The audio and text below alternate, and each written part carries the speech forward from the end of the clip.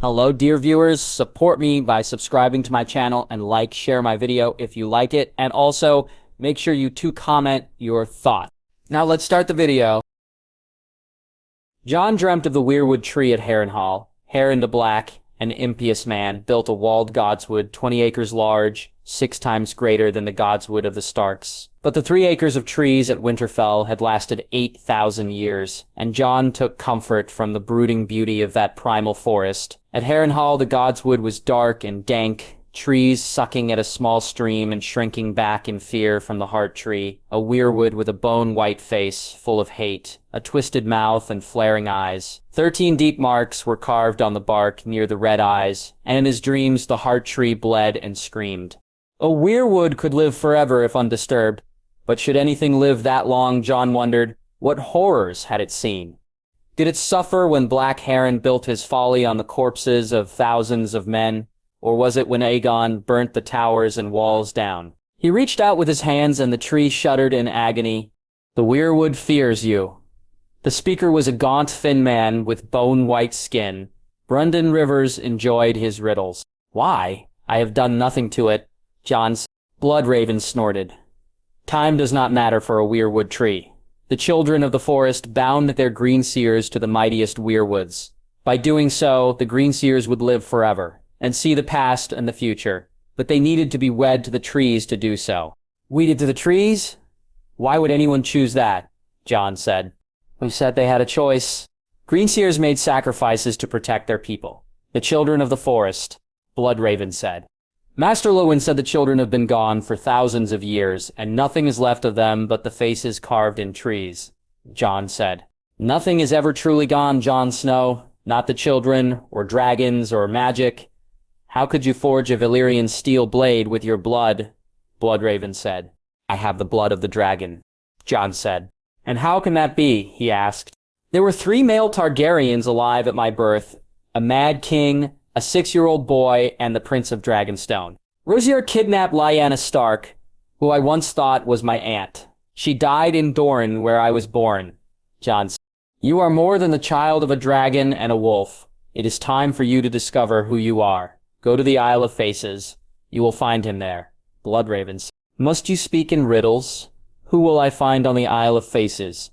Jon said. You will find yourself, Bloodraven smirked. Do you wish to save House Stark? To spare your brothers and sisters from torment? Then go. He is waiting. 5 days later, Robb arrived at Harrenhal.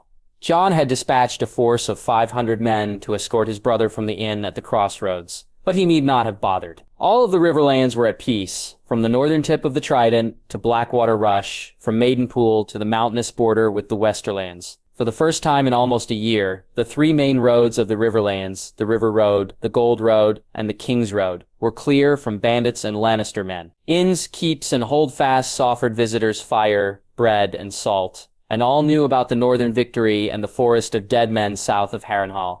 It wasn't much of a forest, Jon thought. True, it stretched for miles in every direction, but only because the first man who paced must have been a giant. Jon had ordered a sellsword hung every 50 paces, but there were less than 20 a mile. Either his men counted poorly or they had leaped in every step. 250 bodies hung from trees and makeshift gallows, and most were brave companions. Jon executed only 24 Lannister men and a smattering of bandits too stupid or brutal to change their ways. In the last few days, a steady rain had fallen from Harroway to Stony Septimfir. Septons declared that it was the Father blessing the fields with a bountiful harvest. Bards and minstrels sang that the mother and the maiden cried for the sufferings of the Riverlands. The small folk whispered that the bloody wolf had conjured the storms from the highest tower at Harrenhal with ritual sacrifice. Jon thought the explanation silly. The weather was the weather, and if the rain fed grass, fields, and rivers, small folk could till their lands and fishermen catch a greater bounty. The rain lashing down in heavy waves thoroughly ruined the effect of the forest of dead bodies. Soggy men, even broken corpses, did not frighten anyone. 1,500 prisoners were captured at the Trident and 40 more at Harrenhal.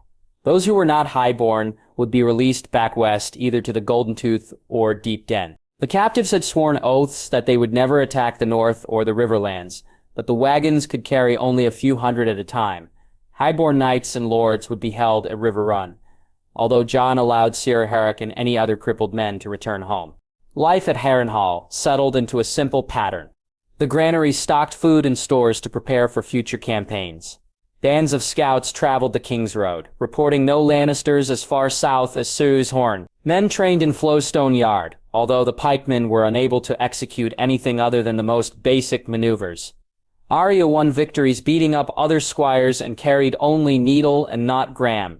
Robb Stark was greeted with a joyous uproar on his return. The Northmen carried back trophies of their victory, silver belt buckles, bracelets, rings, and ivory drinking horns. The Manderley brothers displayed the torn sail of the Golden Kraken, which they planned to hang at half-mast at White Harbor. Robb had been generous with the spoils taken from the Lord Captain of the Iron Flint. Robb and Flint, the Manderleys, and the Greatjon divided the full plate, the cloak of gold cloth, the war axe, and long sword. Robb kept the great helm, and two dumb brutish eyes, frozen in death, could seen behind the Kraken's face.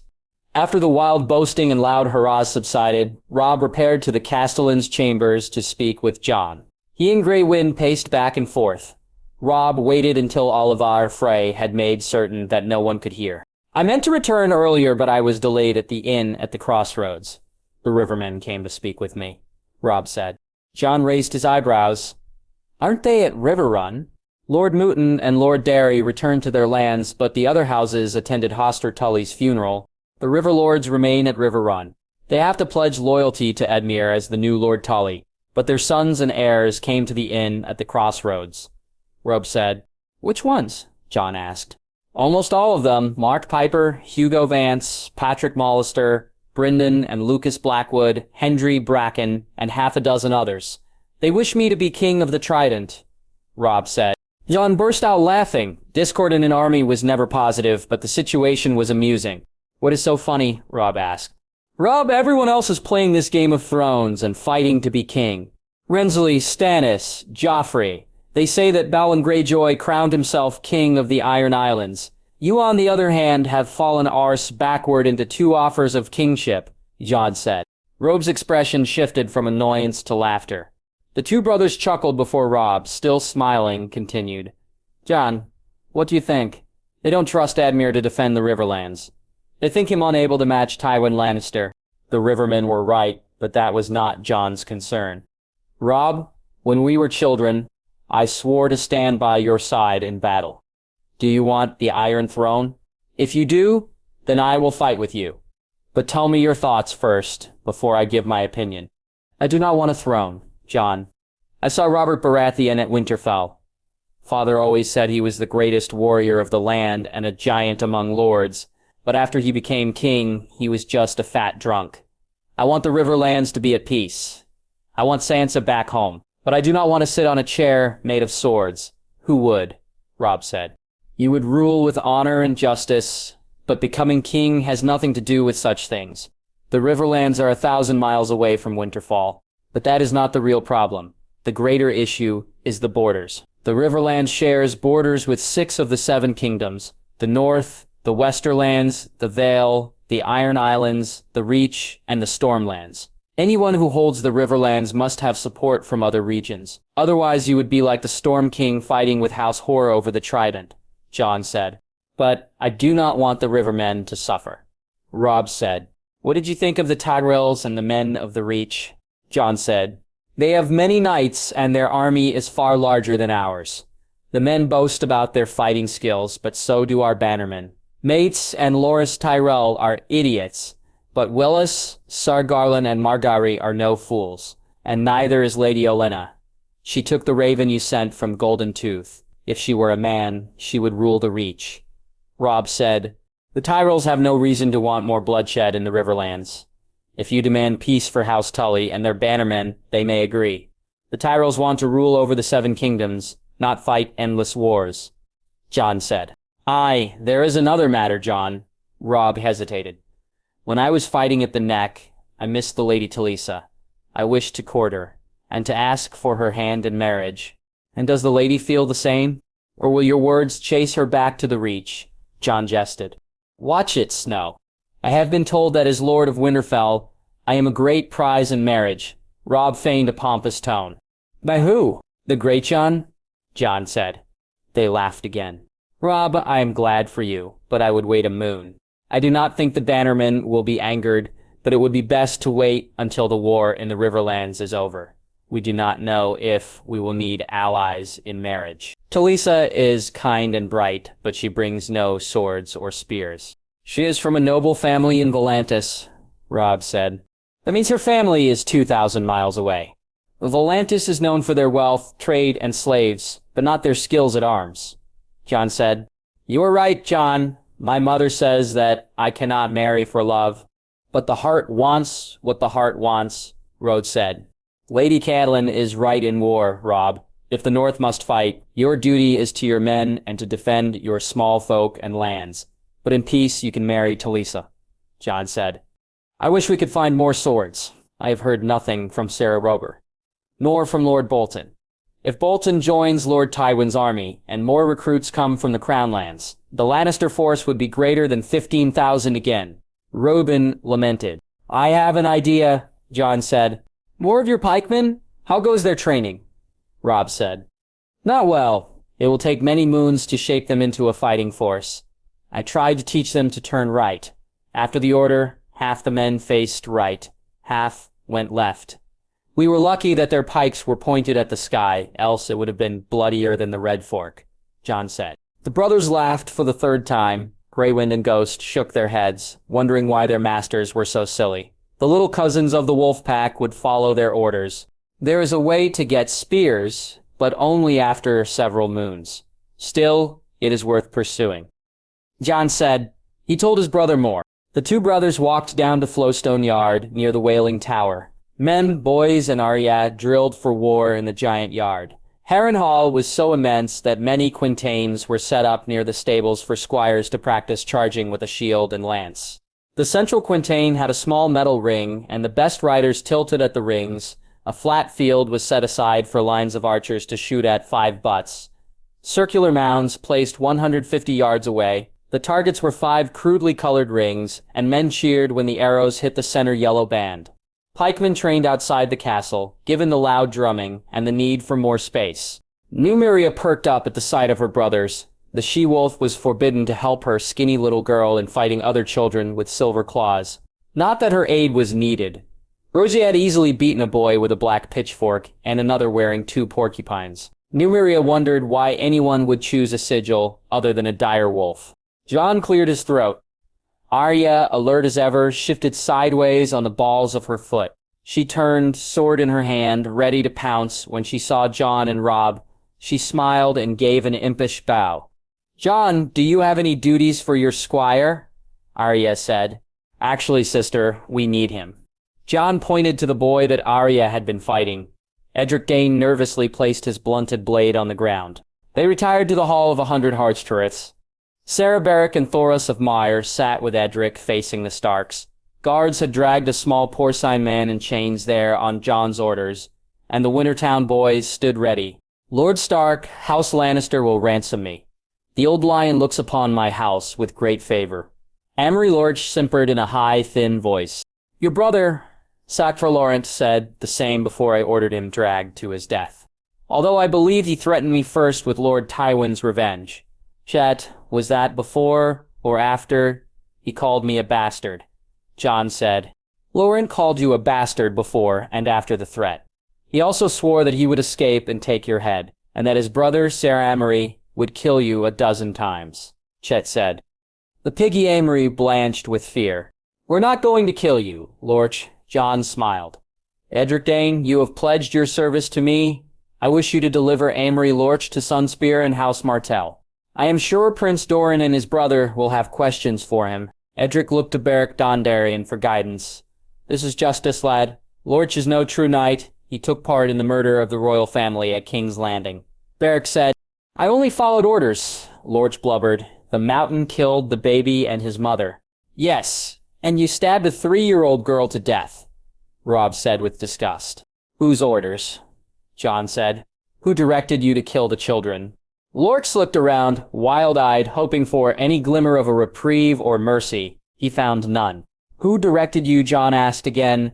Lord Tywin. He ordered Iai Martell and her children slain. and their bodies presented to Robert Baratheon, Lord said. Jon nodded. Edric, tomorrow you will go to Maidenpool. You cannot sail directly to Dorne. You should go to Gulltown and take a ship to Pentos. From there, find a ship going to Sunspear. You will need an armed escort, at least half a dozen men. Do you wish to return to Dorne, Lord Dondarrion? Robb asked. Lord Stark, I barely remember my castle in the Marches or the eyes of my betrothed. She was beautiful, but I cannot recall her face. My place is with the White Wolf, Beric said. Sir Aemon Khuy may serve. Better he go to Dorne than fight against his friends in the Reach. The Foresters could escort them with other loyal Northmen, Jon said. My lords, I am happy to serve, but what message should I bring to Prince Doran? Edric said. Robb thought for a moment. Tell the Martells that House Stark. An alliance with Dorne. Imry Lorch is a gift captured by my brother. We have beaten the Lannisters in many battles, but Dornish swords and spears would help us defeat them for good. Jon, what would you add? When you arrive at Sunspear, announce to the city that the North have sent Rhaenys's killer to Dorne. Ask the Martells if they want to avenge their sister and her children. Jon said. Jon finished the letter to Meghan Mormont. He missed dinner again, but also avoided Lady Stark and the Rivermen. Many Southern knights and lords expressed shock at the treatment of the brave companions. He had given the bloody mummers an easier death than they deserved, Jon thought. His only regret was that the justice was not complete. The little thieves were hanged, but the great ones escaped. Ghost heard the rustle at the door first, but the dire wolf bounded over and gave the entrant a great big lick. Jon chuckled at Arya's cry of surprise. Sister, you cannot sneak up on a dire wolf. Their senses are far better than ours. Guroff, Ghost, Sadia said. Nymeria had snuck into the room and took a large bite of Ghost roast chicken. You weren't at dinner. I am trying to get more swords for Robb. Most of the prisoners from the Battle of Oxcross and capture of the Tooth have been released. There are only 50 captives left at the castle, and most are highborn ladies. We still need a garrison at the Golden Tooth to secure that pass and demand supplies, but Lady Makes can send the bulk of her forces to Harrenhal, Jon said. Do you think the Dornish will send us men? Arya said. Jon shook his head. Not anytime soon. Edric should arrive in Gulltown in less than a week, but it is a much longer trip to Pentos. He has to sail to Essos to avoid the waters from Dragonstone to Storm's End. It is 1,000 miles from Pentos to Sunspear. If the winds are good and the ships make no other stops, the whole trip will still take a full moon's time. And for Dorne to raise an army and find enough ships to bring them to Maidenpool, that would take much longer. But why did you send Edric off then? Arya said. 1, Edric deserves better than to be a dead man's squire. And 2, Rhaenys Targaryen is beloved still in Dorne. It is justice that Elia Martell's brothers punish Lorc for his crimes. At dinner, my lady mother sat me next to Edric Dane and Lyman Darry. Edric asked her if he could write to me from Dorne. Rosea said, Did Lord Darry and Lord Dane fight a duel for your hand? And should I call you the Lady of Starfall now? Jon jested. His sister stuck out her tongue. I do not want to be betrothed, Arya said. You have only 12 name days, Jon said. Sansa was betrothed at 13. Arya said grimly. I want to be free to make my own way, to see the world. Jon thought his little sister was much like Alyssa Foreman, who built the Sunchaser to sail west of Westeros. You may like Dorne, sister. Women are treated as the equal of men. Girls can be warriors and can inherit titles as well, Jon said. I should not have to go south for that. That should be true everywhere, not just Dorne, Arya said. We could travel around Westeros and be hedge knights, like Dunk and Egg. Jon smiled. That sounds nice, until you run out of coin and have nowhere to sleep, but a hedge and nothing to eat but hard salt beef. And I am not the size of Sir Duncan. Will you take me to see the Citadel? Jon, Arya asked. I do not know if I will be welcomed back. Many acolytes belong to the families of the Reach. If we battle the Tyrells, then I will fight and kill their brothers and cousins. Even if we do not, I will be in danger at the Citadel. I have no doubt the Lannisters will try to kill me there, Jon said. What? Arya and Nymeria reacted with shock. The Lannisters have the coin to hire assassins. At the Citadel, I will have no army to protect me. And if I die, Robb will never find the killers. Old Town is very far away, Jon said. I won't let you die. I will kill Lord Takran, Arya said. You won't be my squire forever. Jon chuckled. And it won't just be Lord Tywin. There are many Lannisters and his grandchildren on the Iron Throne. Even if Joffrey dies, it won't end. What will you do, Jon? Arya said. Survive, Arya. I will beat them all. Day at a time, I suppose. Tyrion Lannister stood at the river gate, looking over the southeast wall and the wharves of Blackwater Rush. Ser Jaxlin Bywater commanded a full battalion of mounted gold cloaks, and Bronze Stugs attended, as well as unwashed savages from the Vale. Even the fetid odors of the docks could not mask the stench of the burned men and the stone crows. Tyrion would have moved upwind, but then he could not see the approaching banners. Describe the arms you see, and tell me which houses they represent. Podrick Payne lowered the great banner that he struggled to carry, a black-crowned stag and a gold lion on a gold and crimson field. The two mighty beasts faced off, hooves and paws ready to strike each other, a golden rose on a green field. House Tyrell, a yellow tree on a silver field. House Rowan, a whiter tower crowned in flames on smoke gray. House Hightower, a red archer shooting an arrow on a green field. House Tyrell, a red apple. Oh, for fuck's sake, who cares what the damn banners say? Bronn said. How many swords did the Reach bring to King's Landing? Tyrion sniffed. Someday, knowledge of heraldry may save Podrick's life. Bronn shook his head and rolled his eyes. Tyrion looked over the vast host. 1,000 lances, 5 times as many spears, with Tarly archers, and a dozen other houses with spears and pikes, maces and hammers. The ring of iron and steel stretched as far as the eye can see. Nearly 10,000 men, and the bulk of their fighting force marches north of Tumbleton to the Riverlands. The Tyrells had sent an enormous show of force to King's Landing. Did they mean to encamp so many men at the capital? Suddenly, Tyrion realized exactly why his Lord Father needed more men.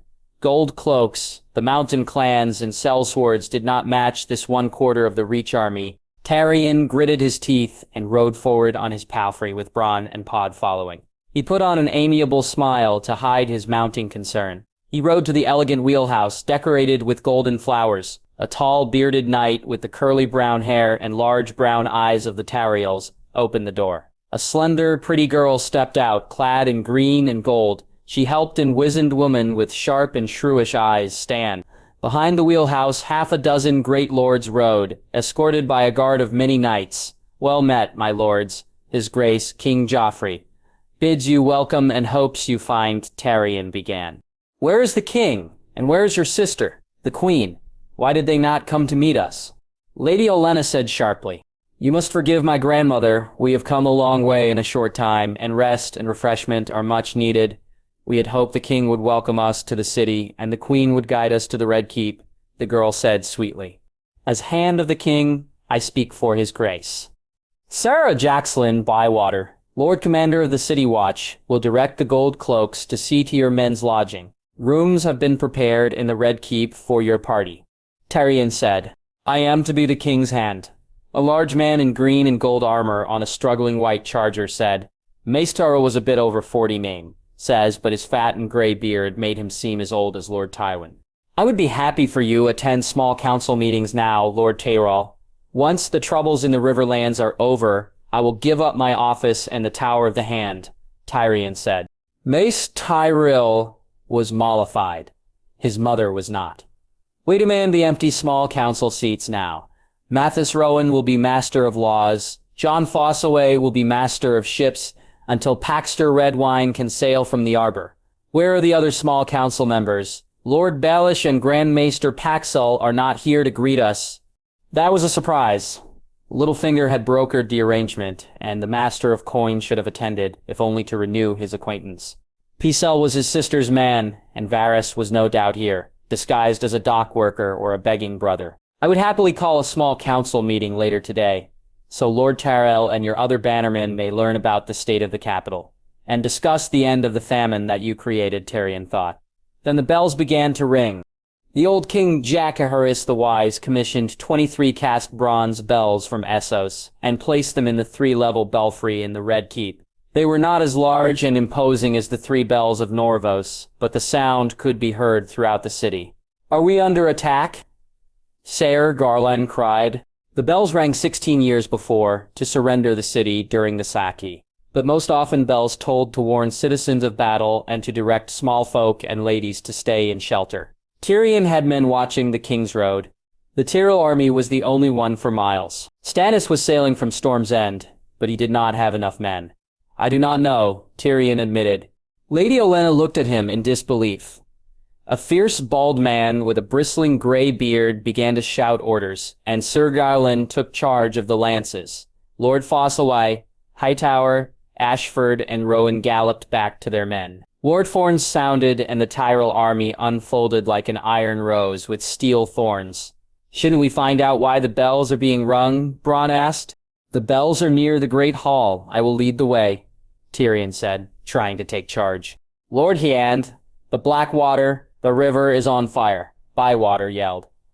On the opposite side of King's Landing, green flames could be seen. Tyrion groaned when he saw the color. The room next to the Iron Throne faced east on Blackwater Bay, overlooking thick stone parapets on the ramparts of the curtain walls of the Red Keep. Men rushed about the nests of catapults, launching small projectiles that exploded in the water below. A dozen ships were lit up in dark emerald and jade flames, an almost pretty sight if not for the corpses in the water and the smell of burnt flesh. Tyrion found King Joffrey guarded by 3 white cloaks with Cersei, Baelish, and Pycelle in the room. An old white-bearded man in leather robes with the thick metal chain of a pyromancer yelled orders at the soldier below. What is going on here? Tyrion asked. Bronn and Pod were by his side, and the Tyrell family followed, with many lords from the Reach. Baelish smirked, and bowed slightly to Lady Margaery. His Grace saw enemy ships on the horizon. I informed him of your visit to the alchemists. He was eager to defend the city, and summoned his loyal guildsmen. But Varys says that Stannis' fleet was seen a day ago at Massey's Hook, sailing for Dragonstone. It would take them a week to approach King's Landing. Tyrion peered more closely down at the harbor. One ship with striped sails and a bank of oars might have been large enough to be a war galley or a troop transport. These aren't ships from Storm's End or Dragonstone. You have burned merchants' cogs and fishing boats. His Grace cannot make an error. He has defended the city from an attack by the usurpers' sails and pirates, Bobby-ish said. The other Tyrells stood in the corner, their eyes taking in the strange sight of wildfire shimmering on the Blackwater Bay. The Lord of Highgarden pushed forward. Your Grace, we are your loyal and true servants. Mace simpered. Tyrion's head throbbed. 2 Sun Nights ago, Rendioli Baratheon was alive, and the Tyrells were in open revolt. He interrupted the introductions between his nephew and the Tyrells. How many jars are down there? The wildfire cannot be exposed to heat or the sun. Halline told me the jars must be transported at night in carts filled with sand or sealed with wax. I have ordered 10,000 more jars from the guild. I will roast the wolves alive. Joffrey shouted with glee. The Reach Lords glanced at each other with concern. Your Grace, wildfire is treacherous. A fickle wind or a hit by a catapult stone, and it may be our troops that burn, Garland said. Halline, you must bring the jars back inside. If they go on fire, there is not enough sand in King's Landing to put out the flames, Tyrion said. The pyromancer began to babble on about experiments, duration, and how the substance flowed when Joffrey angrily interrupted. You don't get to decide, dwarf. I am the king. I am going to show the Starks and the usurper what it means to cross me, he said. We only need to use wildfire if Stannis attacks with a large fleet.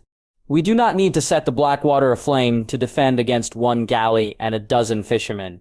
And by using wildfire today, our enemies will know about it. Tyrion said, What does it matter if they know? Let them fear me more, Joffrey said. At that moment, a soldier outside dropped one of fat clay jars. The pebbled gray pot fell and hit the base of the wooden catapult. The green liquid leaked out, splashing the man and the stones nearby. For a moment, Tyrion thought the danger had passed. Then the second jar that soldier was carrying caught on fire and exploded. The liquid substance sprang high into the sky, and the flames shot high into the sky. A fiery green geyser that could be seen for miles. On the ramparts below, the screaming soldier ran back into the castle and ignited catapult after catapult with their jars of wildfire. The nests, the crinels, the merlins, all of it glowed green as men tried desperately to escape to corner forts, or crevices, The flames had not yet reached. Heat made wildfire expand, and more clay jars hissed as the faint pop of lids could be heard despite the howls of the dying. The soldiers were all dead. Tyrion thought. Wildfire could burn for hours.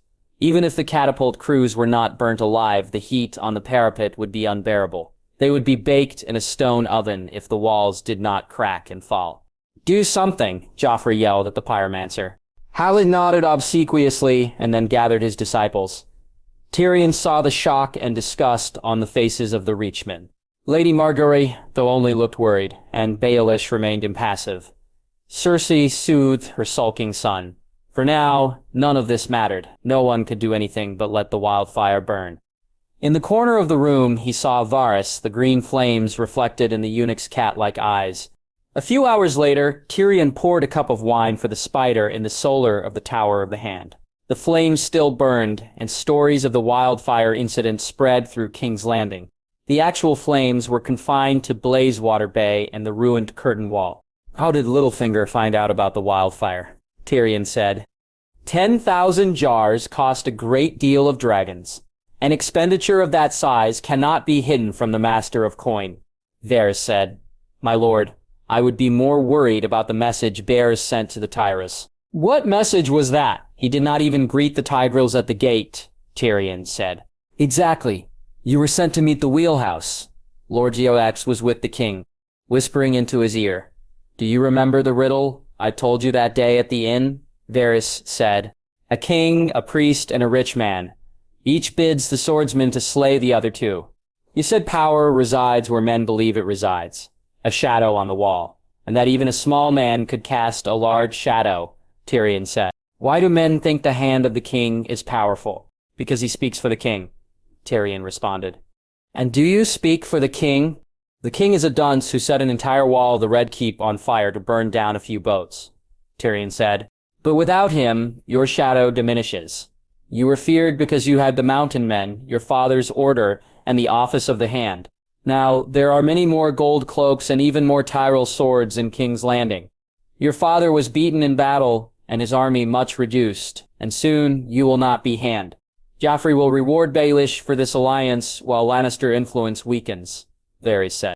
"Anyone who considers my lord father weak is a fool. The Lord of Casterly Rock is not to be underestimated," Tyrion said. "But his power has slipped, and Joffrey is no longer so pliable. You know about Aegon, the unhappy. He was named king when he had 11 name days. He was bullied by his regents. On his 16th name day, Aegon dismissed them all. Joffrey has 14 name days, and as he nears his age of majority, his shadow will grow. In 2 years, my shit of a nephew will be Mace Tyrell's problem. Once the negotiations with the Starks are over, Joffrey will be wedded and bedded. I will be touring the free cities as far away from King's Landing as possible," Tyrion said. He drank the full goblet of wine and ignored the wry smile on the spider's face. Arya Stark glared at the scrum of highborn lords meeting the emissaries from the Iron Throne. Tyrell guards in gold cloaks remained outside in the courtyard, but the 4 men from King's Landing were followed by a retinue of squires and servants. Her brother Robb looked on as Lady Wyn offered the customary plate of bread and salt. In the Hall of 100 Hearts, her mother, the Rivermen, and even the Northmen treated Joffrey's minions with far more respect than they deserved. The cruelties of the last year had been forgotten. "Gerzia, there's no need to scowl," Jon said. Her other brother had no titles or land, so he stayed with her while high-ranking lords and nobles greeted each other. "They are our enemies, Jon. They are probably here to spy on us," Arya said. Nymeria growled, her gray and white fur bristling. "Perhaps, but with the Tyrells joining the Lannisters, we need to negotiate with the Iron Throne." Jon pointed out the Reachmen, a tall, broad, brown-haired man, and an older, balding man with a short gray beard. "That is Sir Garland Tyrell, the second son. He came to the tourney at Riverrun, and the man is Randyll Tarly. He is said to be their best battle commander. I do not know much about Tarly, but Sir Garland was friendly with Robb." "The red-headed man is glaring at you," Arya said. "Sari Adam Marbrand, he has every right to glare. I cut off his nephew's hand and captured his good sister and brother at Golden Tooth. His father is a good man and withdrew Ashmark from the war. Silverhill and Deep Den followed after. Jon said. Adam and Pettier Baelish represent the crown, and Garland and Lord Tyrell speak for the Reach. Why isn't Tywin Lannister here? Arya asked. Jon thought for a moment. The last time talks failed, he sent his son Tyrion. He may mean to do the same, to see what we propose, and then decide. Of course, there are other possibilities. House Lannister's weaker now, and Tywin may have to give way to the Tywinals. Or, Lord Tywin means to ignore whatever agreement the Iron Throne makes. By not attending, he does not bind House Lannister. I served as his cupbearer here at Harrenhal. Jon, Tywin Lannister doesn't want to just kill you. He will try to destroy the Starks. He cares only about his house. Arya said. Did he mistreat you? Jon said. Odd your bitter lip. He was not cruel, which makes it even worse. He will use monsters to kill and torture and claim his hands are clean. He did not treat me poorly, but he would have given me to the mountain if it would win him the war. He won't stop, Jon, if he means to kill you. Why would he spare Robb or Sansa? Or even Bran and Rickon? He will kill them too. Her brother did not anger easily, but when he did, it was a terrible quiet rage. Jon stared at Lord B.S., smirking and smiling as he greeted Lady Catelyn and Lord Edmure. Ghost red eyes gleamed in the shadows, and the dire wolf stepped forward, only to be held back by his master's hand. You are right, Arya. We have been too complacent. We need to prepare for war. Petyr Baelish and Garland Tyrell faced Robb Stark and Jon Snow across the table. There were other lords and ladies in the great room, including her mother and Lady Wind, but Arya was certain that her brothers would handle the negotiations. Her uncle Edmure might be the new Lord of Riverrun, but victory in battle, not titles, had brought the Iron Throne to the table. The Blackfish hovered nearby with Tully guards, and the Northmen huddled behind Robb. I am certain we can come to an agreement. All of us here want peace, but it must be an honorable one. One where the interests of the Iron Throne are respected. Baelish prattled. The Iron Throne can go to hell. I want my sister, Sansa, Robb said. House Lannister will accept a trade of Sansa Stark for Sarky May Lannister. Adam Morbryn said. We have no problems with that, Garland Tyrell chimed in. Pettier Baelish frowned and looked apologetic. I am not certain it will be that simple. Your sister has not been seen in King's Landing for some time. What has happened to Sansa? Callan said. The Hand took her 2 weeks ago. She is kept under guard by his sellswords and savages, and no one has seen her since. Who knows what plans the dwarf has for her? Baelish said. What are you saying, Lord Baxilish? Has Sansa been harmed? Robb demanded. Lord Stark, Lady Sansa was taken to the Tower of the Hand, but only after she was beaten by Joffrey Baratheon. Lord Tyrion took her to make sure she was safe, Garland said. There will be no peace if my sister is not returned unharmed, Robb said. Adam Morbryn glared at Baelish. I have known Tyrion for a long time, since he was a boy. He is no monster who would harm young girls, and he cares very much for his brother. If you return Sir Rem, he will release Sansa Stark. Robb nodded. We need to speak as well about the Riverlands. There will be no retribution for the Rivermen. No hostages. No stripping of lands. House Tully will remain as the Lord Paramount of the Trident. The Crown will not assess taxes or call the banners for the Riverlands for the next 5 years. His Grace will not agree. House Tully has sworn fealty to House Baratheon. The duties to their liege lord must be honored. A bannerman cannot ignore his vow. Baelish argued. The Iron Throne swore to protect the Riverlands. Every field has been burnt, every town sacked, every village pillaged, every castle sieged south of the Blue Fork. The Iron Throne broke their oath to House Tully, Jon said. It will take years for the Riverlords to restore their strength, and the small folk have suffered enough from floods, looters, fire, and war. Taxing the starving will not help. Robb said. Randyll Tarley interrupted. We do not need their men. The Tyrell army is more than large enough to protect the Iron Throne. The Reach is stronger than both the North and the Riverlands. Words are wind, Lord Taxley, but I doubt the Lannister army wants the swords of the Rivermen at their backs. The North is not the only place that remembers, Robb said. House Tyrell has no objection. My sister will be queen for a long time. 5 years passes quick enough. But Lord Stark, what of the North? What of your relation to the throne? Garland said. Robb exchanged looks with Jon. Joffrey is a cunt, but so long as Sansa is returned, and the Riverlands are at peace, we will live with that. We are not likely to send gifts to the wedding, and if his grace calls the banners, the north may take a long time to answer. Garland Tyrell smiled. That is more than reasonable. So long as the north is part of the Seven Kingdoms, my sister will be pleased. Once Stannis is brought to heel, the Seven Kingdoms will have no need for large armies. What if the Iron Throne wishes you to come to King's Landing, to bend the knee? Baelish asked. I marched south with 16,000 men. Next time, I will come with more. If Joffrey wants to open the gates to 25,000 Northmen, he can, Rhodes said. We have 10,000 men at King's Landing, and 30,000 more at Tumbleton. Lord Stark. The Reach does not fear the North. Tarly harumphed. Garland shook his head. There is no need for this. Highgarden does not want war. As you say, the Riverlands have suffered enough. My sister wishes to be queen over the Seven Kingdoms. We have no quarrel with the Starks.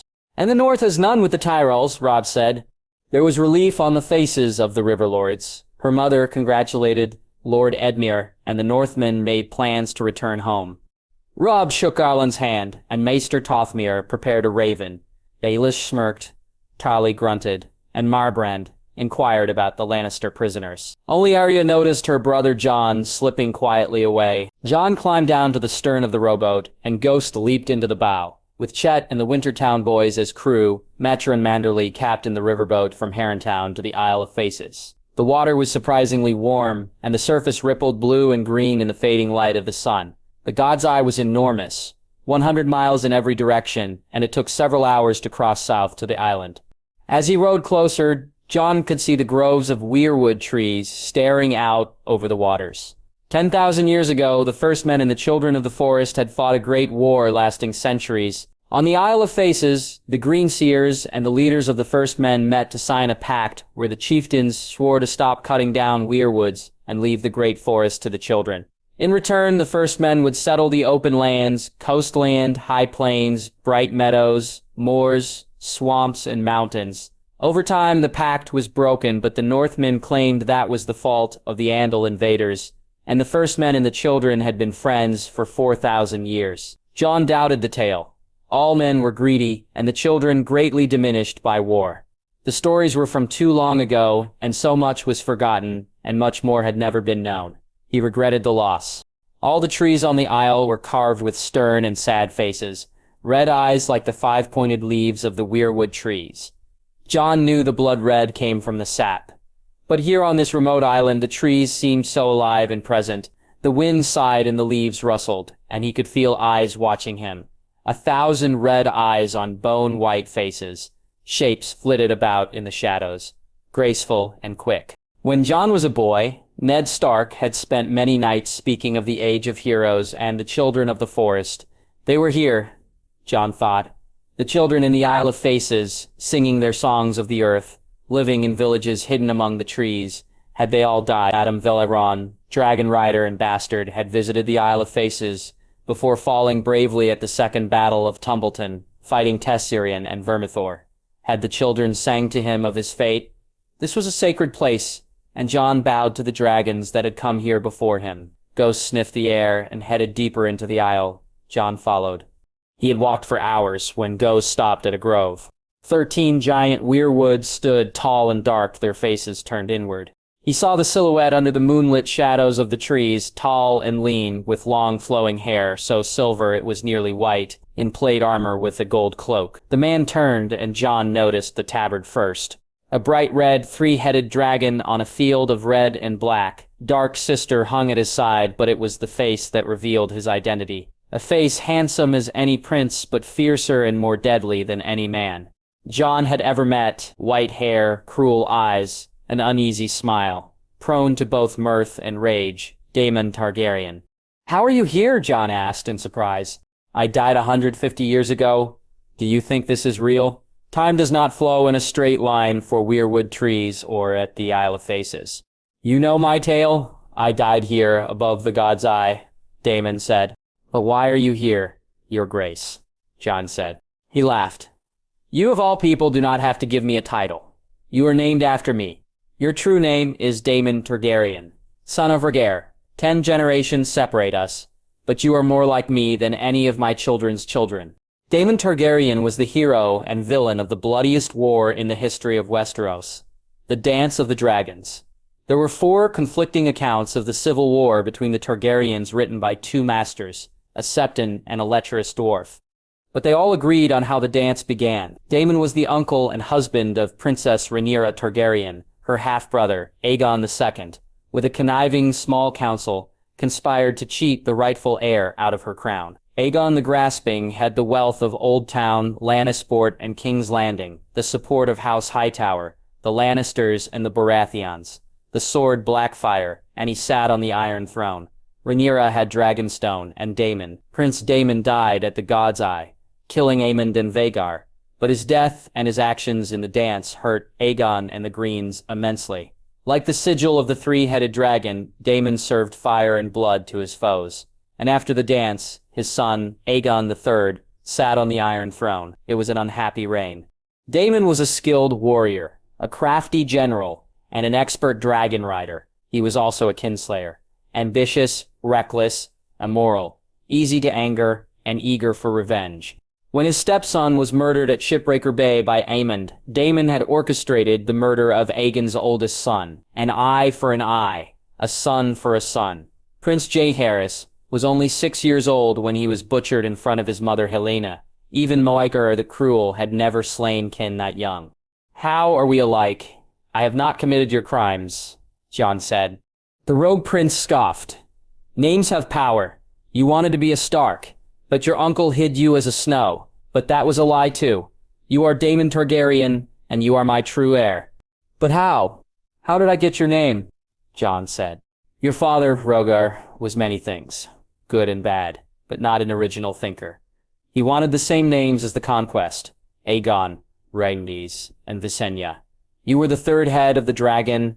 "I was supposed to be a girl?" Jon asked in shock. Prince Daemon chuckled. "Thankfully not. Your mother, Lyanna Stark, the she-wolf, was more than a match for your father. She named you after me, and so it goes. You will be the terror of your age, like the Daemons before you." "Before me? But you said I was your heir," Jon said. "You are the 3rd Daemon. You have met the 2nd Daemon Waters, the Black Dragon. He was a dragon, just like you." "Daemon Blackfyre nearly destroyed the kingdom," Jon said, thinking of the 12-year-old boy he met in his dream. He never should have been a Waters. His father and mother were both dragons. Aegon the Unworthy was a fool. Daemon Blackfyre should have always been a Targaryen. The first Daemon had bathed the 7 kingdoms in blood to defend his niece-wife's claim. The second Daemon rose up in rebellion and nearly won at Redgrass Field. And now he was the 3rd. The 3rd head of a dragon, carrying Daemon's name and Rhaegar's hopes. Jon would have laughed if the whole thing had not felt like a curse. "Your grandfather was a king. Your father should have been king. Your brother was a king. And your sons will be kings. But you will not be a king. That was my fate. That will be yours as well," Daemon said. "Robb is not a king," Jon objected. "Only because you pointed out that being king of the North and the Trident would be an error. The Starks need allies. I fought against Old Town, the Stormlands, and the Westermen. You have many battles ahead, and you will be outnumbered." Daemon said, "I am not like you, Prince Daemon. I won't slay my kin, or order children killed. And what do you think Aegon II would have done to my wife and children? He fed his half-sister to his dragon. He and Examond conspired to kill his aunt Rhaenys, who would have been a better ruler than all of us. What will you do when your enemies hunt your family down? When the Lannisters and their allies take your pack and skin the wolves alive?" Daemon said. "That won't happen. I won't let it," Jon said. "You will do what I did, Daemon, 3rd of my name. You will serve them fire and blood. Amain the Kinslayer killed thousands when he burned the Riverlands. For 13 days I waited for him at Harrenhal, with only Caraxes at my side. The dance ended a year later, but Vhagar's death doomed Aegon the Usurper. The Heart Tree at Harrenhal. You carved those marks on the weirwood when you waited for Aemond and Vhagar," Jon said. "I did. There is magic in weirwood trees and in blood. I knew I would die to defeat Vhagar. Aemon was a cruel, hateful boy. There are many of those in this world. The dragon was the true threat. Killing a fully grown dragon is not easy. Vhagar was twice as large as Caraxes. Was there no other way? Jon asked. Daemon shook his head, a bitter smile on his proud face. Blood will have blood. That was true when Valyria was young. You are a dragon. Do not forget that. Do not bow to lesser men. Jon dreamt under the cover of the weirwood trees in the Isle of Faces. He walked past the ironwood door into the chilly and dark crypt. This was the Hall of the Dead, where 8,000 years of stocks were buried, stone kings on stone thrones. He heard drums, faint horns, and the sound of feasting behind the cavernous walls. He came upon the dire wolf, gray and ghastly, fur spotted with blood, golden eyes shining sadly in the dark. The wolf howled mournfully in the dream. Then the darkness became total, and he saw a blind girl sleeping in a rag-stuffed mattress on a shelf of cold stone. There was a pool 10 feet across, and the room was full of statues, a weeping woman, a lion-headed man on a throne, a pale child with a sword, a hooded man with a staff. All the statues were carved out of black ebony or white weirwood. The blind girl's face was still as water as she ate sardines fried in fragrant pepper oil, the 5-foot wooden stick and beggar bowl at her side. Then he saw a tall, graceful girl with lovely blue eyes and thick auburn hair. The maiden was at a feast with purple serpents in her hair, venom dripping into the dark wine. The girl was whisked away to a castle built of snow, held captive by a small man who pretended to be a giant. A wolf child cried for home, and wondered why his meat was raw and not apple cakes or honey. An older boy stood in front of a skeletal old man with one red eye and rotted black rags trapped by tangled weirwood roots on a twisted throne. Brynden Rivers smirked, and Jon knew Bloodraven had seen him. Jon gasped for air.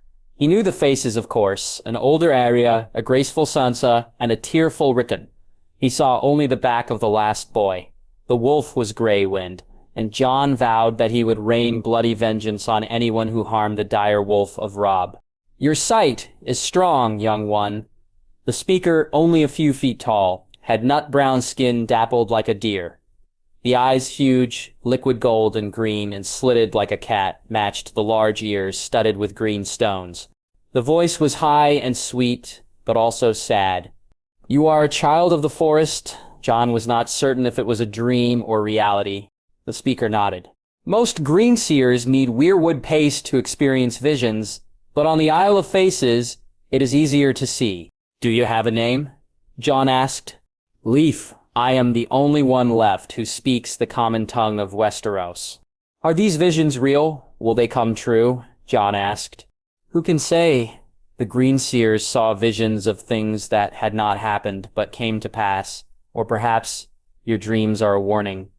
You saw your cousins scattered and broken. Mayhap you can stop that, or your dreams will come true in this world and others. Leaf said. That is not very helpful, Jon said. Our grainseers saw that the children of the forest would fade away and dwindle over time, like the giants, shadow cats, and mammoths. Even the time of the dire wolves will pass, and one day, dragons will be only a fantasy for children. They saw this 8,000 years ago, in the long night, and our doom has finally come, Leaf said. I am sorry. I am sorry that the first men in the Andals violated the pact and for the loss of your people, Jon said. Leaf spoke in a weary tone. What will be, will be. There is no room for us in this world of men, Daemon, son of Rhaegar. But I have a gift for you. The three-eyed crow sent me from a cave near the land of always winter. What do you know about my people? No one knew much about the children of the forest. They had no books, no parchment or written language. Ancient scrolls that predated the citadel said the children could create music so beautiful that it would bring tears to whoever heard it. I know little. The children of the forest lived in Westeros long before the first men.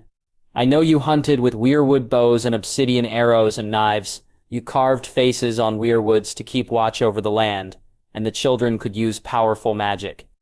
Jon said, not all the children, but our wise men were strong in magic. The greenseers could send beasts against their enemies and turns trees to warriors, but dragons have magic too. Before the Doom, the Dragon Lords were great in sorcery, in fire and air, but there is another magic, different from that of ancient Valyria, water magic, Leaf said.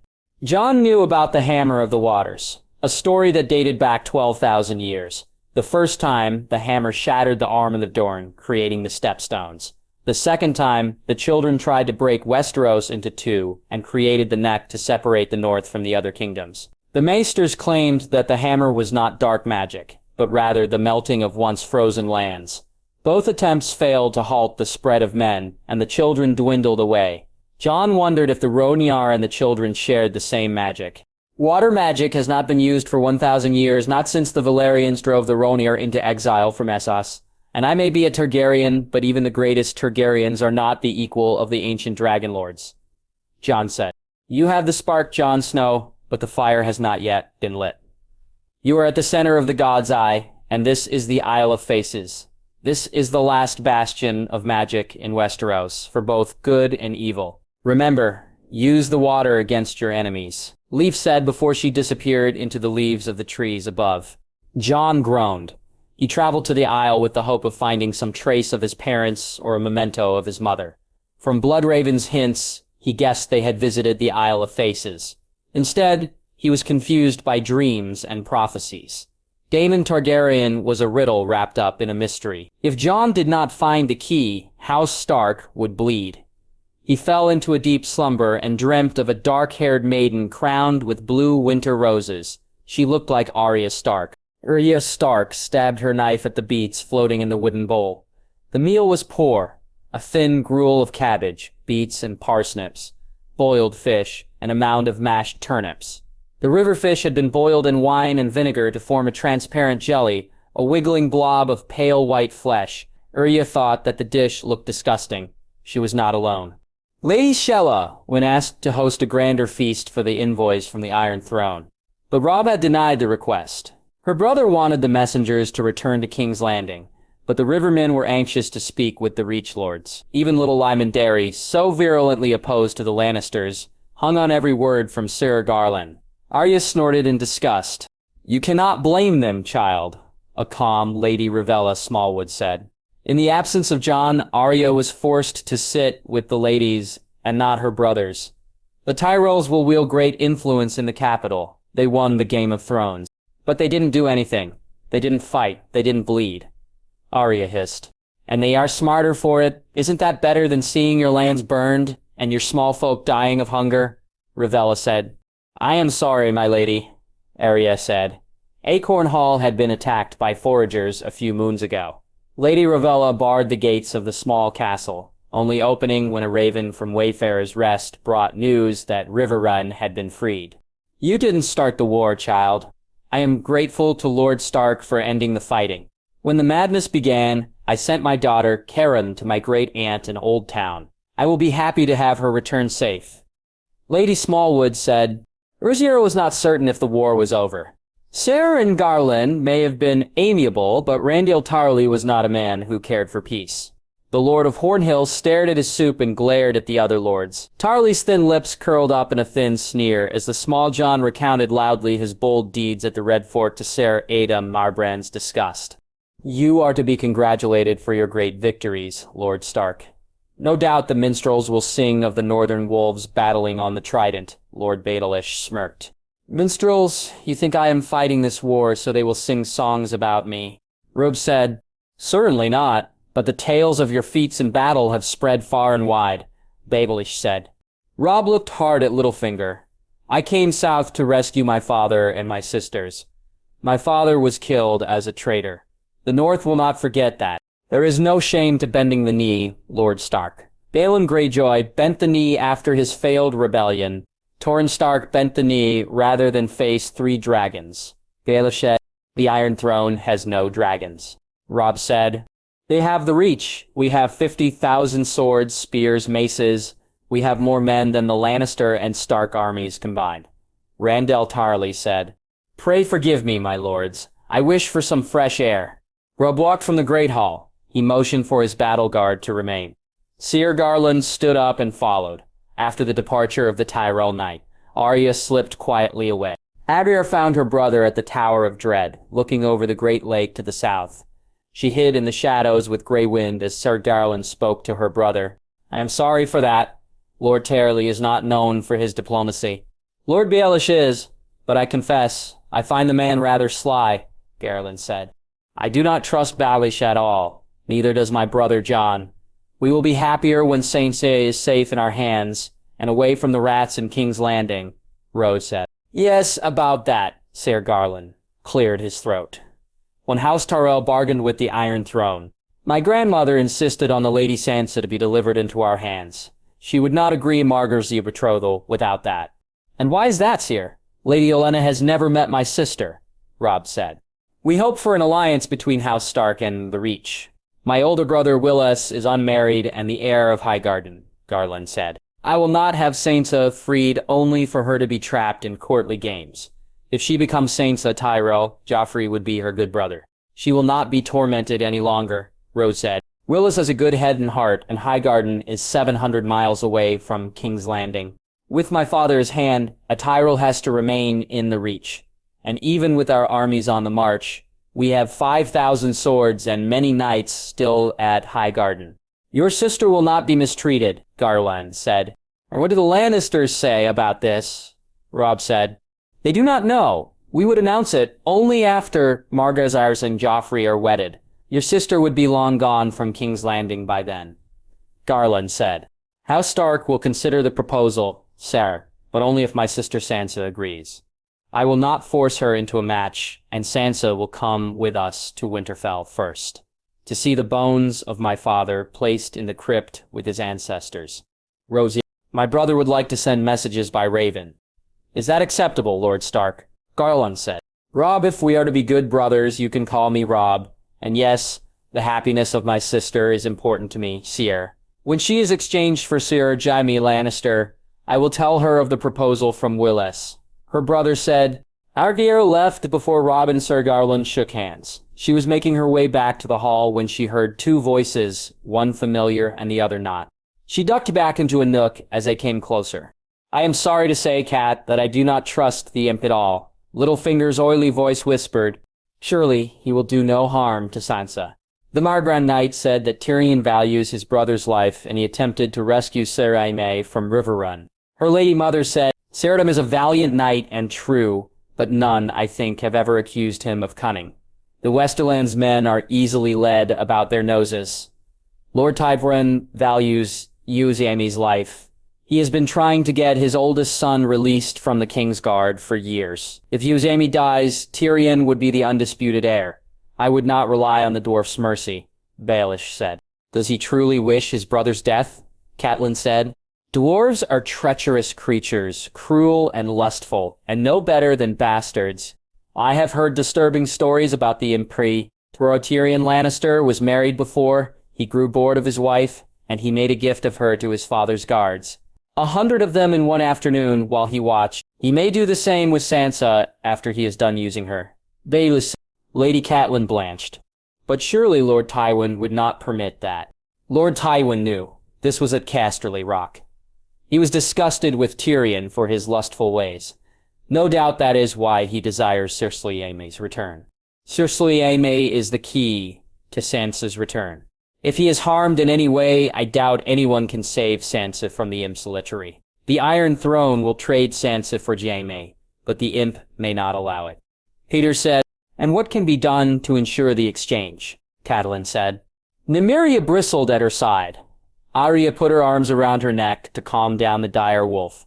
She heard nothing more as Baelish and her mother retreated further into the gathering darkness. Jon woke to the light of stars on the god's eye. A comet burned red in the night sky, the color of blood and flame and sunsets. The long tail outshone the silvery moon. Small folk believed a comet was an omen of droughts and war, but for the Riverlands that had already come. At the Citadel, the current Archmaester of Astronomy claimed the comet was a star falling to the earth. The man was a fool, Jon thought, who pontificated without reason. Ancient records proved that comets were seen in the same position regardless of where the observer was in Essos or Westeros. Thus, the comet must be far away, certainly beyond the clouds and storms, possibly beyond even the moon, Jon thought. The comet heralds the return of the dragons, blood and fire, Daemon Targaryen said. Jon snorted. I am sure in King's Landing, the Grand Maester claims it is King Joffrey's comet to announce the start of his glorious reign. The faithful declare it a messenger of the Seven, bringing judgment from the Father, and the priests in Essos will say the comet means the return of their gods too, whether that is the Lord of Light or the Black Goat of Kelhor. You are not a religious man, but you must know that comets do not burn so bright or so blood-red. It is the color of our house, Daemon, the three-headed dragon. Jon knew that, even beyond Bloodraven, he had dreams of the Dragon Lords and a ruined city with topless towers buried in ash. He was the blood of ancient Valyria, a product of the Doom. He was the son of Rhaegar and Lyanna Stark. Do not call me Daemon. It would be far too confusing if I called you Daemon and you said the same to me. Daemon Targaryen chuckled. Very well. What do your dreams tell you? That my mother gave me the name Daemon before she died. That my destiny does not lie north. Another dragon is alive, Rosier's sister Daenerys. They say her brother Viserys was killed, but that she rules a Khalasar of Dothraki. Jon said, Horse lords. Daemon spat. They may be clever with horses, but they are fools about everything else. They cannot make anything, or rule, or even live in cities. Daenerys Stormborn does not know how to rule. She needs your aid. Jon rolled his eyes. Daemon Targaryen had failed as king of the Stepstones and the Narrow Sea. After 5 pitiful years, he simply moved to Driftmark, abandoning the Isles to pirates and rogues. I will leave in the morning. I have to return to Harrenhal, and help my brother Robb make certain the Iron Throne will keep their promises. They will not. You were not made for peace. You are meant to fight, to kill, to lead men in war, to struggle against great odds. You are a conqueror, like Daeron the Young Dragon. Daeron Targaryen died young, as did his conquest. He was 16 when he wrote his book. He died 2 years later and lost the crown of Aegon I in Dorne, Jon said. He did not mention that Daeron was slain by treachery under a peace banner. You will die too. Are you afraid of death? Daemon asked. Death will come when it comes. You did not fear Aemond and Vhagar. Why should I be afraid of false stags and lions? Jon said. Then I will tell you something. The God's Eye is more than a lake and the home of the Isle of Faces. This place has power for our house. 3 times, dragons have fought near the God's Eye. The first time, Aegon burnt down Harrenhal with Balerion. The second time, Aegon the Uncrowned, son of Aemais, was slain by Maega the Cruel. The third time, I drove Dark Sister through Aemon's kinslayer's left eye. The magic here will defeat your enemies, Daemon said. Targaryens have won and lost here. 3 dragons died over this lake. You died, as did Caraxes. How good could this magic be? Jon said. You will die here, Daemon Targaryen, but you will not lose at the God's Eye. Victory will be yours even if you fall. When I killed Vhagar, Aegon the Usurper was doomed. Yours is the song of ice and fire, and you will win the Great War, he said. Why must you speak in riddles? Why can't prophecies be easy to understand? Jon asked. Then it would not be prophecy. Remember, the God's Eye. You will die here, but you will win. And Daemon Targaryen, the wonder and terror of his time, hero and monster, faded away, leaving a bemused Jon Snow behind. Lord Snow, the wind has died down, the captain said. Jon nodded, and the Turn Manderly walked away, leaving him on the rail alone with his thoughts. The riverboat was becalmed on the blue and green waters of the God's Eye. To the south, he could see a faint trace of the island, as if the heart trees refused to let him go. Magic was strong on the Isle of Faces, and it was more than just the children. He played the words of Daemon Targaryen back in his head. Most prophecies were worth less than wind, the babbling of fools, charlatans, and hucksters. Daemon was none of those, and his words had been blunt and forthright. He did not hide behind mummery when he declared that Jon would die in victory near the God's Eye. The rogue prince committed many crimes in his wild and reckless adventures, but he had never been accused of lying. Yaxliash the Old had lived a long and mostly happy life, dying a few moons short of his 70th name day. He was the great exception. Most Targaryen princes died young. Daemon Targaryen had lived longer than most, dying at 49. Jon wondered what his namesake would have said to a witch or warlock predicting his death when he was young. He would have laughed or cursed, Jon thought. Probably both. Prophecies were faithless creatures, likely to stab you in the back or kick in your head at the worst moment. Prince Daemon would not allow himself to be slain easily. He would defy his enemies and sell his life dearly. So will I, Jon thought. He did not care about the ravings of red priests or visions of dead dragon princes. What did it matter if he was Azor Ahai or the third head of the dragon? I will destroy my enemies. I will keep House Stark safe. The ancient Valyrians had known the truth of the world. All men must die, but first, all men must serve. Jon listened with Arya while his brother Robb recounted Sir Garland's offer. Arya had heard the tale already. The Tyrells wanted an alliance with the Starks and the Lannisters. The play was bold but greedy. Jon wondered how Joffrey would react to Sansa as his good sister. A marriage of Sansa into House Tyrell means we would be honor-bound to intervene in any dispute between the Reach and the Lannisters, Jon said. We are not likely to support Joffrey in anything, Robb said. Not supporting Joffrey does not mean fighting for the Tyrells. We would be embroiled in disputes over the Iron Throne between the Roses and the Lions, Jon said. Do you think Joffrey would pick a fight with the Tyrells? He needs their swords, Robb said. Joffrey was betrothed to Sansa. Our father was Hand, and Joffrey ordered his head cut off. Mace Tyrell is now Hand. Lady Margaery should not trust Joffrey's mercy. Jon said, There is another thing. Yaxia, tell us what you saw again.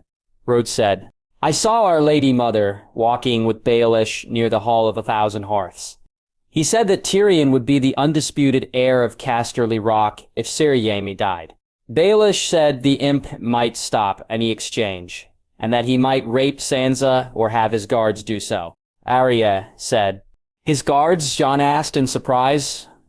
What exactly did Baelish say? His exact words. Lordier screwed up her face and thought. He said Tyrion had been married once and grew bored of his wife. He gave her to his father's guards, 100 of them in one day, and cacked. Podyesh thought. No, he said, that Lord Tywin knew but was disgusted with Tyrion for his lust. Jon pulled his hands in fists under his chin. Baelish is lying, I know the true tale. Tyrion was married when he was young to a small folk girl. His father found out and had her raped as a whore by dozens of men. He forced Tyrion to watch, and his son never looked for the girl again. Lannisters? What a disgusting family, Robb said. That may be true, but there is an immediate question to ask. Why is Baxley lying? Why is he trying to convince Lady Stark that the dwarf means to harm Sansa? Jon said. My mother arrested Tyrion once already. She clearly doesn't trust the imp, Rose said. That explains why the lie works on Lady Catelyn, but it does not explain why Baxley would lie. His lie about the Valyrian steel dagger caused great trouble. Why is he accusing the dwarf about Sansa? Wait, you have told her that Baelish is a liar, Jon said. Robb sighed. She does not listen. The Tullys have always been stubborn. She grew up with him at Riverrun. I have told her not to speak with him, but she says that Baelish is still fond of her, and that we can get no other news from King's Landing. She is frightened for Sansa. He is a creepy old man, and Nymeria dislikes him. We should kill him, Arya said with an angry outburst. Orzier, we can't, Robb said, shocked. He has guessed right at Harrenhal, and he came under a peace banner. The direwolves have better senses than we do. But Littlefinger has left the castle already. Why is Baelish saying that Tyrion wants to keep Sansa in King's Landing? Jon said. He wants the imp to take the blame. They are going to keep Sansa and break their promises. Arya said. Fucking Lannisters. Robb said. Grey Wind growled angrily by his side. I think Arya is right.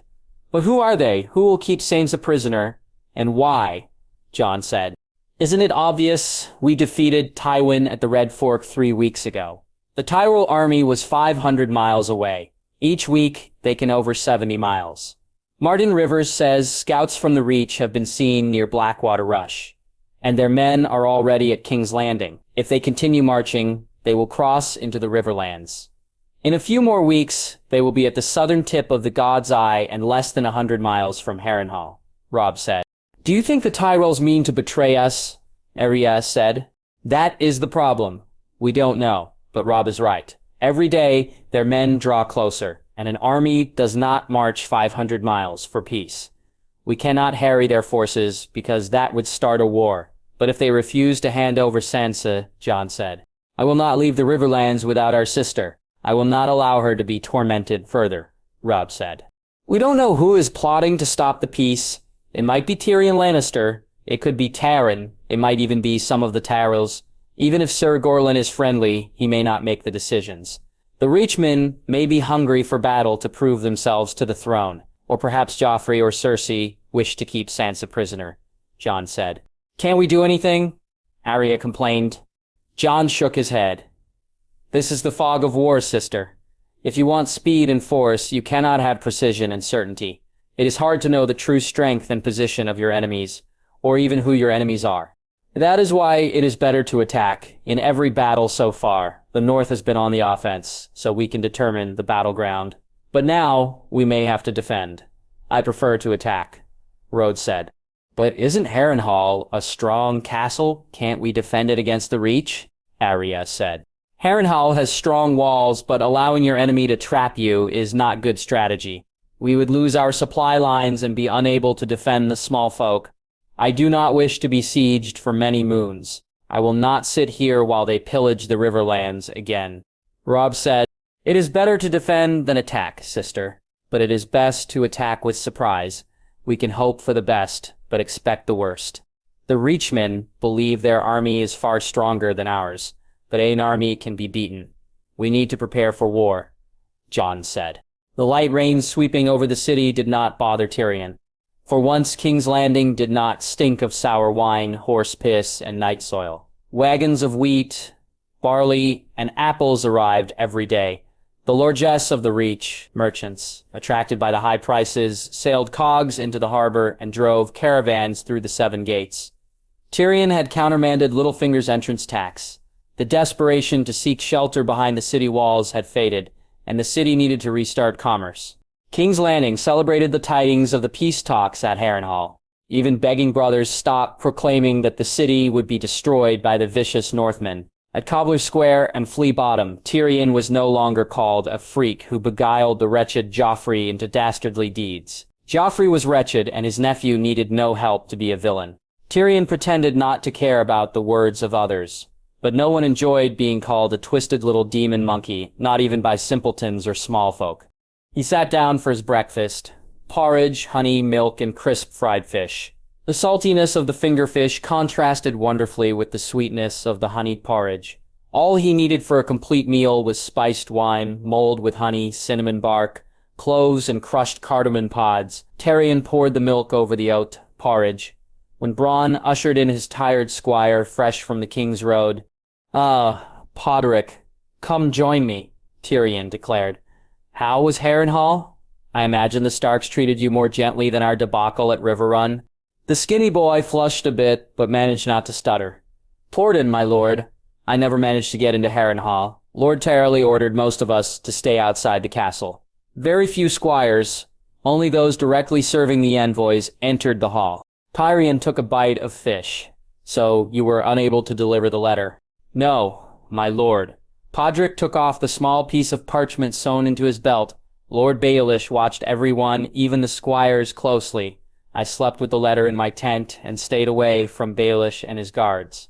A pity that you didn't learn anything new, Tyrion said. I did, my lord. I managed to speak to Jasmine Peckledon. He is Sir Adam Marbrand's new squire. The old one was killed at the Red Fork.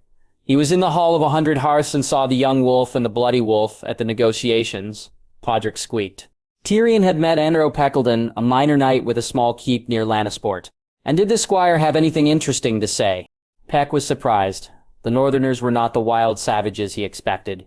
He said that Robb Stark was noble and honorable, and that Jon Snow was not a raving monster, Pod said. We knew that already. They spared our lives at River Run in the hope of peace, Tyrion said. There is more, my lord. Peck found out from the squires of the River Lords how Harrenhal fell. The brave companions betrayed House Lannister and captured Lorch in the Westermen. Snow promised that none of his men would harm him, but Hoat had tortured many prisoners. Snow had Sir Herrick of Kenning beat the goat, half dead, and then hung on a cross to die. Clever, Tyrion thought. Snow had not violated his oath. And did Sir Hurt join the goat on the gallows? Tyrion said, No, my lord. Peck was very surprised. The White Wolf treated Sir Hurt with great respect. He was allowed to return to Casey and his wounds were tended. Without a ransom, Tyrion raised his eyebrows. His squire nodded. That was odd. The Bloody Wolf was not known as a generous enemy. Wait, what happened to Lorch? Who, my lord? Pod said. Sir Omerey Lorch, my lord father left him as castellan at Harrenhal. Tyrion said, I don't know. Maybe the brave companions killed him. There was no sign of him at Harrenhal or in the Hanging Forest, Pod said. A growing sense of unease ruined Tyrion's breakfast. Podded, did Peckledon think the North was to be trusted? Peck says the Rivermen believe the Starks honorable, but that, if angered, would wreak bloody havoc. They fear Jon Snow more than Robb Stark, Pod said. Tyrion thought that Peck's assessment was accurate. He would not like to be dragged before the wolves again. Tyrion entered the Red Keep, Bronn and several other hand-picked sellswords trailing. The inner yards bristled with dozens of new faces, hundreds of new gold cloaks drafted from the Crown Lands. Only Sandor Clegane was familiar. The newest member of the Kingsguard refused to be knighted or change his battered grey plate, making a mockery of the white cloaks. He sat with Varys and opposite Pycelle at the first small council meeting since the talks with the North. Baelish walked into the room with Joffrey. Well, why hasn't the meeting begun? Joffrey asked as he took his seat. Your Grace, we must wait for the Reachmen. Mace Tyrell, Mathis Rowan, and Paxter Redwine have yet to arrive. Tyrion said, That just shows your lack of knowledge, Uncle, Joffrey spat. Mace Tyrell rode this morning to Tumbler's Falls to meet the main host. He believes that Lord Tyrley and Sir Oberlin require his sage advice. Paxter Redwine is with the royal fleet, preparing an attack on Stannis at Dragonstone. And Mathis Rowan.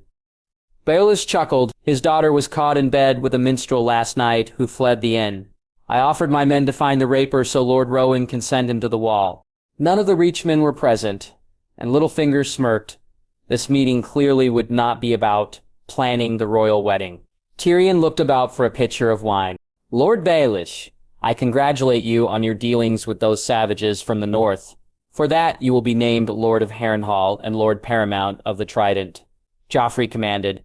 But the throne has promised that no titles or lands be stripped from the Rivermen. Tyrion said. Joffrey waved the objection away. And what happens when the Northern Army retreats? No one respects this new Lord Tackley. The honor is greater than I deserve, Your Grace. But I must recount a troubling observation. After our negotiations concluded, Robb Stark stormed off like a petulant boy, but only a moment later Ser Garland followed him to converse in secret. Baelish said, feigning concern. So, Joffrey said. But Your Grace, Baelish said. Lord Baelish, did you overhear their conversation? Tyrion said. No, Lord Hyan. They conversed in secret. Baelish said. Then the talk might be nothing. We know that Robb Stark traveled to Bitterbridge. The Lords of the Reach did not give him any aid then. Why would that change now? Tyrion said. My little birds say that Ser Garland struck up a friendship with Lord Stark when he visited the Reach in the Stormlands. Perhaps he thanked him for saving his good brother, Ranley, from the Shadow Assassin before he sadly passed. Varys tittered. Who cares what Ser Garland said to Robb Stark? The wolves leave after the exchange of my uncle Sir Camy. Good riddance, Joffrey said. But Your Grace, what if they don't leave? Baelish said smoothly. What if they stay? They are only a few days from King's Landing. Without Sansa Stark, they might ride down the King's Road. If the city gates are open to them, there could be another sack. Joffrey turned a ghastly white. He clenched the arms of his chair tightly. Do you think Ser Garland means to betray me? Should I put his head on a spike on the royal gate? No, no. Baelish rushed to assure him. Ser Garland is valiant and true. And your future good brother, I mean Robb Stark, and this cruel Jon Snow are evil men who might see your mercy as an opportunity. You must guard yourself against their faithlessness. They may find traitors willing to betray you, my king. Littlefinger did not need to stab others in the back. Tyrion decided the Master of Coin was skilled in open deceit. There's Yoish. These are wild accusations. What proof do you have? You did not hear what Ser Garland said. The North has agreed to peace. The Tyrells are allied with the Iron Throne. You have invented a conspiracy out of thin air. I agree, Your Grace. There are no ravens flying from King's Landing to Harrenhal or River Run, Pikesell said. My apprentices keep careful watch. Joffrey relaxed. I want the heads of any traitors. No one can threaten me. No one. I want to be alerted of any plots, any hints of treason, any sign of northern treachery. He stormed off, Sandor Clegane guarding his back. Tyrion glared at Littlefinger. What are you playing at, Baelish? Why set Joffrey against the Tyrells?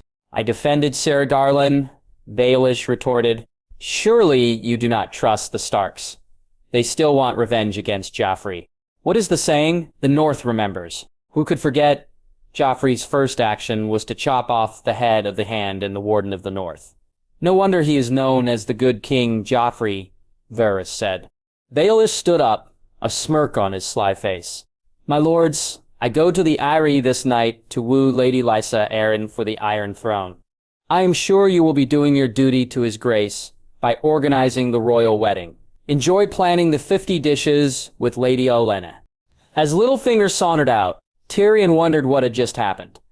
Baenius obviously planned the seduction of Lord Rosen's daughter to remove any Reachman from this meeting of the small council. But if he was leaving King's Landing, then what did the Master of Coin have to gain by fueling Joffrey's paranoia? Tyrion realized that he had missed something. He hated that feeling. When the war horn blew, Arya scrambled from the smithy to the steps of the Tower of Dread. No army approached from the east or the west. The south was quiet, with a few riverboats docked on the shore of the God's Eye. The cloud of dust came from the north, and Arya could see horses and armored men riding on the road. Even this far away, she could see the sky blue on saddles, helmets, and shields. The colors of the Vale. The numbers are too few to be the knights, Cat, Cerebryn and Tully said to her mother. The Blackfish stood with Lady Stark, Lord Edmure and Lady Went, ready to receive their visitors. Robb waited behind, his honor guard at his side. They're not bearing any banners, Jon said quietly. Her brother was right. Arya could see sigils on sleeves and tabards, a red castle on a white field, a black broken wheel on green, 5 silver arrows pointing up, a yellow burning tower, but none of the riders carried banners. A man in red rune marked armor hailed Robb. Lord Stark, I bring men from the Vale who would fight with you, the man said. I thank you, Sir Robb, Robb said warmly. Allow me to introduce some of our best knights, Sir Mitchell Redfort, Sir Roland Waynwood, and Sir Albert Belmore. Robur said, they were quite young, not more than a few years older than her brother Robb. Arya wondered if they had been knighted recently. More riders on destriers entered the yard. The Vale men were all mounted, with no footmen or archers. There were a few wagons, and Arya was surprised when Hot Pie grinned at her from the top of a cart, pulled by 2 mules. Sir Burbur, did my sister give you leave to join us? Catelyn Stark asked. Lady Arryn forbid any of us from leaving the Vale, but Roland's uncle is now the Knight of the Bloody Gate, and he would not imprison us. Robar said, our fathers would fight with Ned Stark, but they cannot disobey House Arryn. We are mostly second and third sons. The knight with the broken wheel said, you are a first son, Sir Roland, but your father is heir to Iron Oaks, and your grandmother, Lady Anya. Do your houses know that you have come? Brynden Tully asked shrewdly. Sir Robor nodded, as did several other companions. How many are you? Robb asked. 700, Sir Robor said. So few, Edmure Tully grumbled.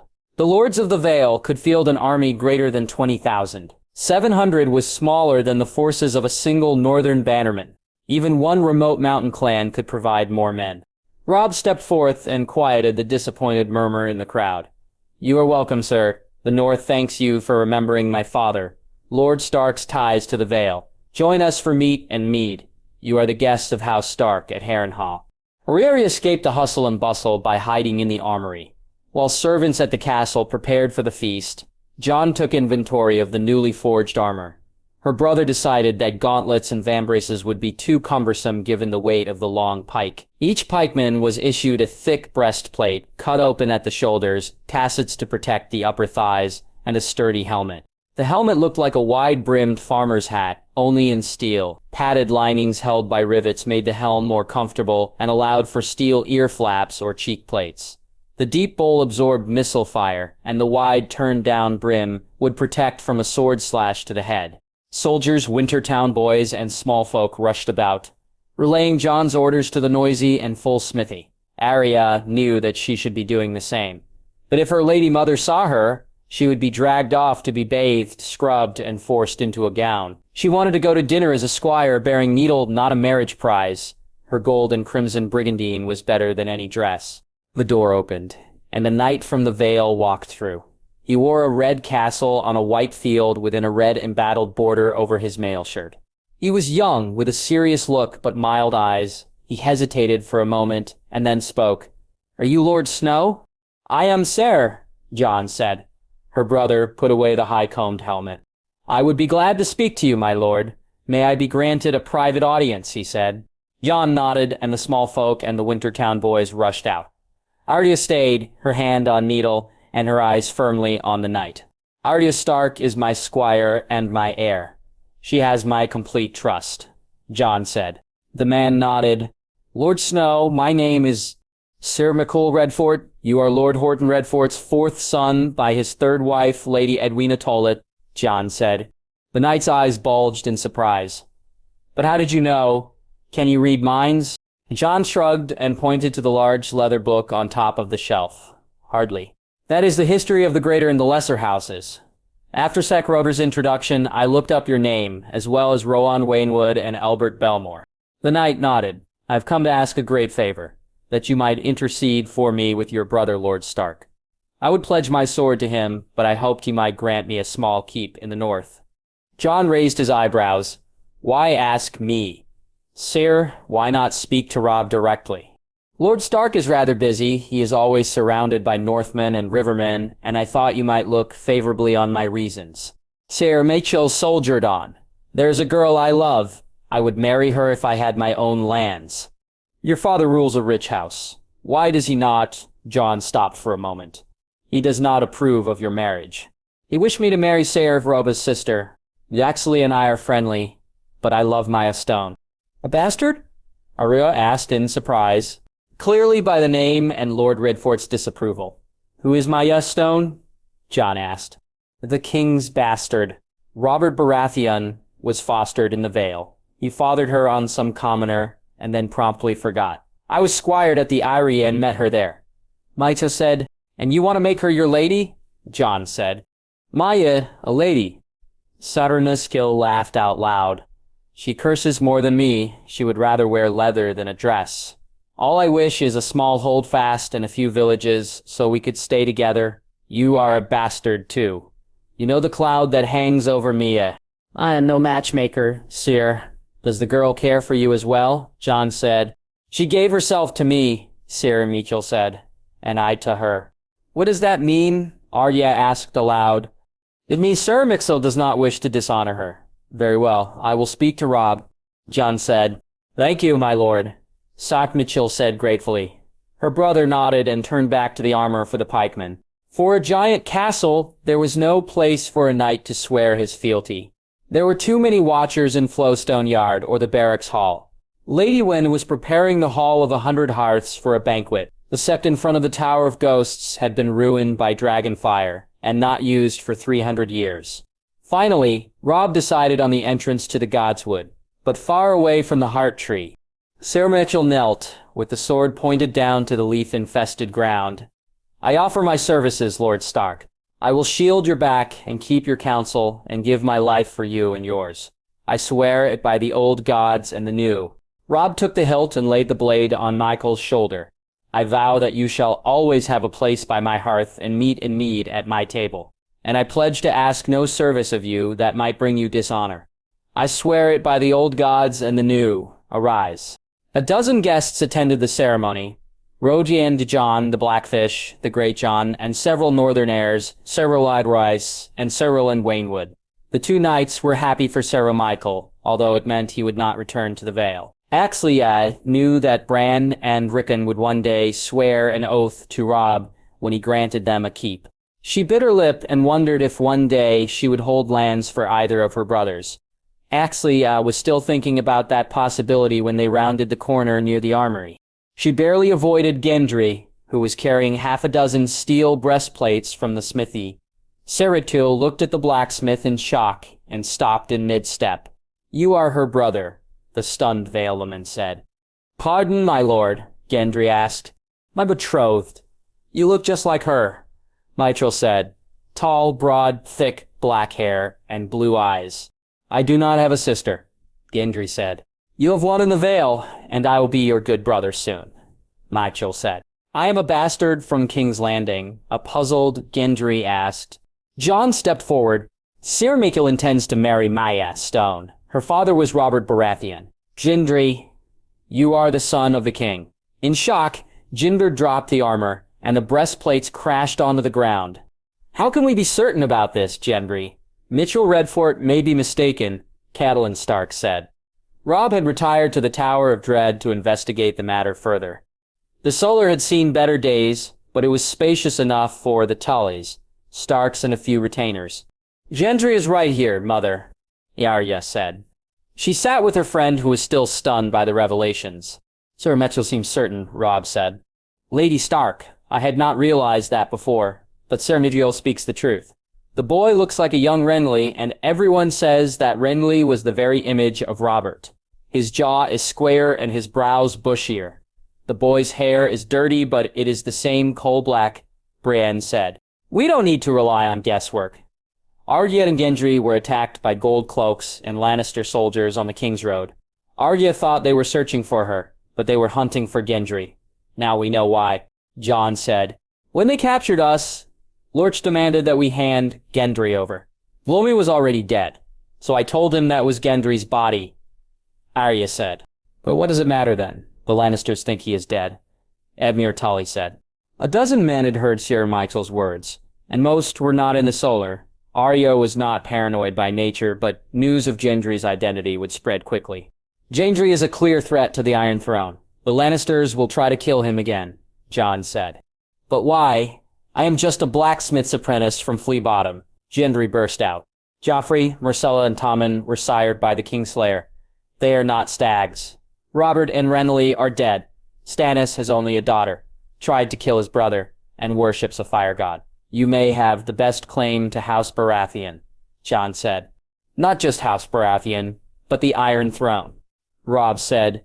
"I am just a smith. All I know is the forge. I can't even read," Gendry said, panicked. That was true, Arya thought.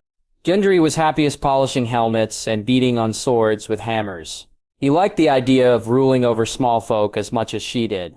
"We should send him away," Catelyn said. "The Lannisters will be angered by his presence. My father, Lord Stark, would not allow his friend's son to be murdered by the Lannisters, and neither will I. Gendry, the North will protect you," Robb said.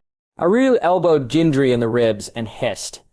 "Say something, stupid. I'm thankful. I don't know nothing about being a lord, my lord." Gendry stammered. "The boy will need guards, and we must know where he is at every moment," Catelyn said. Before Arya could complain, Jon nodded to Gendry. "It is for your safety. They will find out who you are. Tell Lucan and Ben Blackthumb that you work for me directly now." "Yes, my lord," Gendry said. "Can I continue in the smithy?" "Aye, but stay close to my Wintertown boys. Pretend that nothing has happened at the feast. The news will come out soon enough. No need to hurry," Jon said. After the banquet, Arya sought out Jon. He had left the meal early, exiting after the dish of roasted squabs in a creamy mushroom sauce. Gendry was still dazed and capable of more than eating, drinking, and uttering a few words. Through the meal, many eyes looked at the blacksmith with great curiosity. Lords, knights, and ladies, even Hot Pie, had asked as he served a loaf of freshly baked dire wolf bread. Now that Arya was revealed as a Stark and Gendry was Baratheon, Hot Pie wondered if he too was a long-lost noble. Perhaps an Arryn or a Tyrell. Arya doubted that very much. Arya heard the voices of her two brothers behind the Solar door. The three dire wolves guarded the entrance, and she stepped in. "They already know about Gendry," Arya declared. "Who are they?" Robb asked. "My friend, Hot Pie. He was helping out in the kitchens," Arya said. "His dire wolf bread is very good. The Heddles sent him from the inn at the crossroads to guide the Vale men to Harrenhal," Rodd said. "What will happen to Gendry? Will you make him into a lord?" Arya said. Robb is not a king, and only kings can legitimize a bastard, Jon said. Even if he was Gendry Baratheon, it would not get us men. Gendry has never been south of King's Landing. Black hair and blue eyes are not enough, and any Stormlanders would have to travel past the Tyrell army to make it to the Riverlands, Robb said. I am more worried about something else, Jon said. Who knew about Gendry at King's Landing? What do you mean? Robb asked. Gendry was apprenticed to Tobo Mott. The name is Kobowoek, and they are known to be skilled blacksmiths, who paid his commission, and then who betrayed him to the Lannisters. How would they know that Gendry was Robert's bastard? Jon said. Gendry was Robert Baratheon's issue, but the king was always drunk. It would be the hand that would take care of such matters, Roach said. Of course, and Jon Arryn likely knew about Gendry, but Jon Arryn died, and it is possible that Lord Stark knew. But then he died. Neither Jon Arryn nor Ned Stark would have told the Lannisters. How would they know who Robert's bastards were? He was rumored to have more than a dozen, Jon said. What if there were records or letters somewhere that might prove that Gendry is Robert Baratheon's son? Arya said. Excellent, sister. Someone has those records and gave them to... Jon thought aloud. Did that person tell Cersei or Joffrey? Why not Tywin? Or another Lannister? Robb said. Jon shook his head. Tywin and Jaime were fighting in the Riverlands. Tyrion was either at the Eyrie or traveling to Lannister forces. Joffrey had just become king. Perhaps to curry favor, someone told Joffrey who Robert's true heirs were. Gendry was forced to leave King's Landing to go to the Wall. Someone also informed his master. But it can't be the same person. Why would you tell Joffrey and warn Gendry? Arya said. The better question is who would warn Gendry. Feeding Joffrey information makes you valuable to the throne. But why would they warn Gendry's master? It could not be any of his uncles. If they cared, they would have men take him directly to Dragonstone or Storm's End. Jon pursed his lips in deep thought. I have a guess who told Joffrey, but I do not know who spoke to Tobo Mott. Who told Joffrey? Robb asked. The most likely person is Baelish. He worked for Jon Arryn as Master of Coin. He handled payments the crown made to the king's bastards. Robert was a whoremonger and a drunk. Baelish owned brothels. That connection is obvious. But I do not know who arranged for Gendry's departure from King's Landing. Someone is working against the Lannisters, or at least trying to keep Robert Baratheon's bastards alive, Jon said. They may not care for the North either. Just because they want to spare Gendry does not mean they will make a trustworthy ally, Rose said. You are suspicious, Robb. That is good. It will give us a better chance of survival, Jon said. You are worried about Joffrey's plots? Arya said. Joffrey is not the plotter. He is being played by others. But we do not know who. The war will not end until all of us, including Sansa, are safe back in the north, Jon said. Tyrion raised the fork of baked eggs to his mouth, pretended to chew, and then placed the food down, hidden by the untouched wine goblet. Varys gobbled the small goat cheese and potato tarts gusto with delicate fingers, like a spider devouring hapless flies. If I were to poison you, it would not be with eggs, Varys giggled. Creamy baked eggs with herbs and bacon had been one of Tyrion's favorite dishes at Casterly Rock. The dwarf sighed and ate. The food was delicious, but he expected no less from at the mansion of the Master of Whispers. I wanted to ask if you knew Baelish's whereabouts. Bronn saw one of his guards at a brothel. That seemed strange. If he left for the Vale. Petyr Baelish enjoys confusing his enemies. The Merlin King waits at the docks to take him to Gulltown, but our new Lord Paramount lingers outside King's Landing, waiting. He enjoys his plots. Our Littlefinger, just like you. Varys tittered. Tyrion raised his fork to object. Me? I am innocent as a newborn babe. My little birds say Podrick Payne left the city through the Lion Gate in Lannister colors to your father's camp. Strange, though, how he changed his attire and rode on the Roseby Road. Now what business could young Pod have going east? Varys said. Podrick is hunting for shellfish in Blazewater Bay, now that the fishing boats know about wildfire. Crabs and clams are scarce in Fishmonger Square. Tyrion retorted, Come, my Lord Hand. What mission did you send Podrick on? Is he on some bold quest to prove himself a knight? Varys said. I dispatched my squire with a letter to the Westerlands. For my service, my lord father would reward me with a betrothal. Who knows? It might be Lady Lefford. She is suitable for a dwarf now that she has been despoiled in the capture of the tooth, Tyrion said. A pretty little lie. Perhaps you are the second most devious person in the Seven Kingdoms, and not Littlefinger. Is your squire sending a raven to the Tooth River Run or Harrenhal? Varys asked. There was no mirth in the eunuch's dark eyes when Tyrion shrugged in response. I have spies at the Golden Tooth and River Run, and my little birds roam freely now at Harrenhal. Curious, isn't it, besides the goat's men and a boy who lost his hand? The prisoners have been unharmed. This Jon Snow has a bloody reputation, but secretly he is a lamb. Tyrion snorted. I do not think he will bleat for you. If the North takes King's Landing, Joffrey's head will decorate a pike.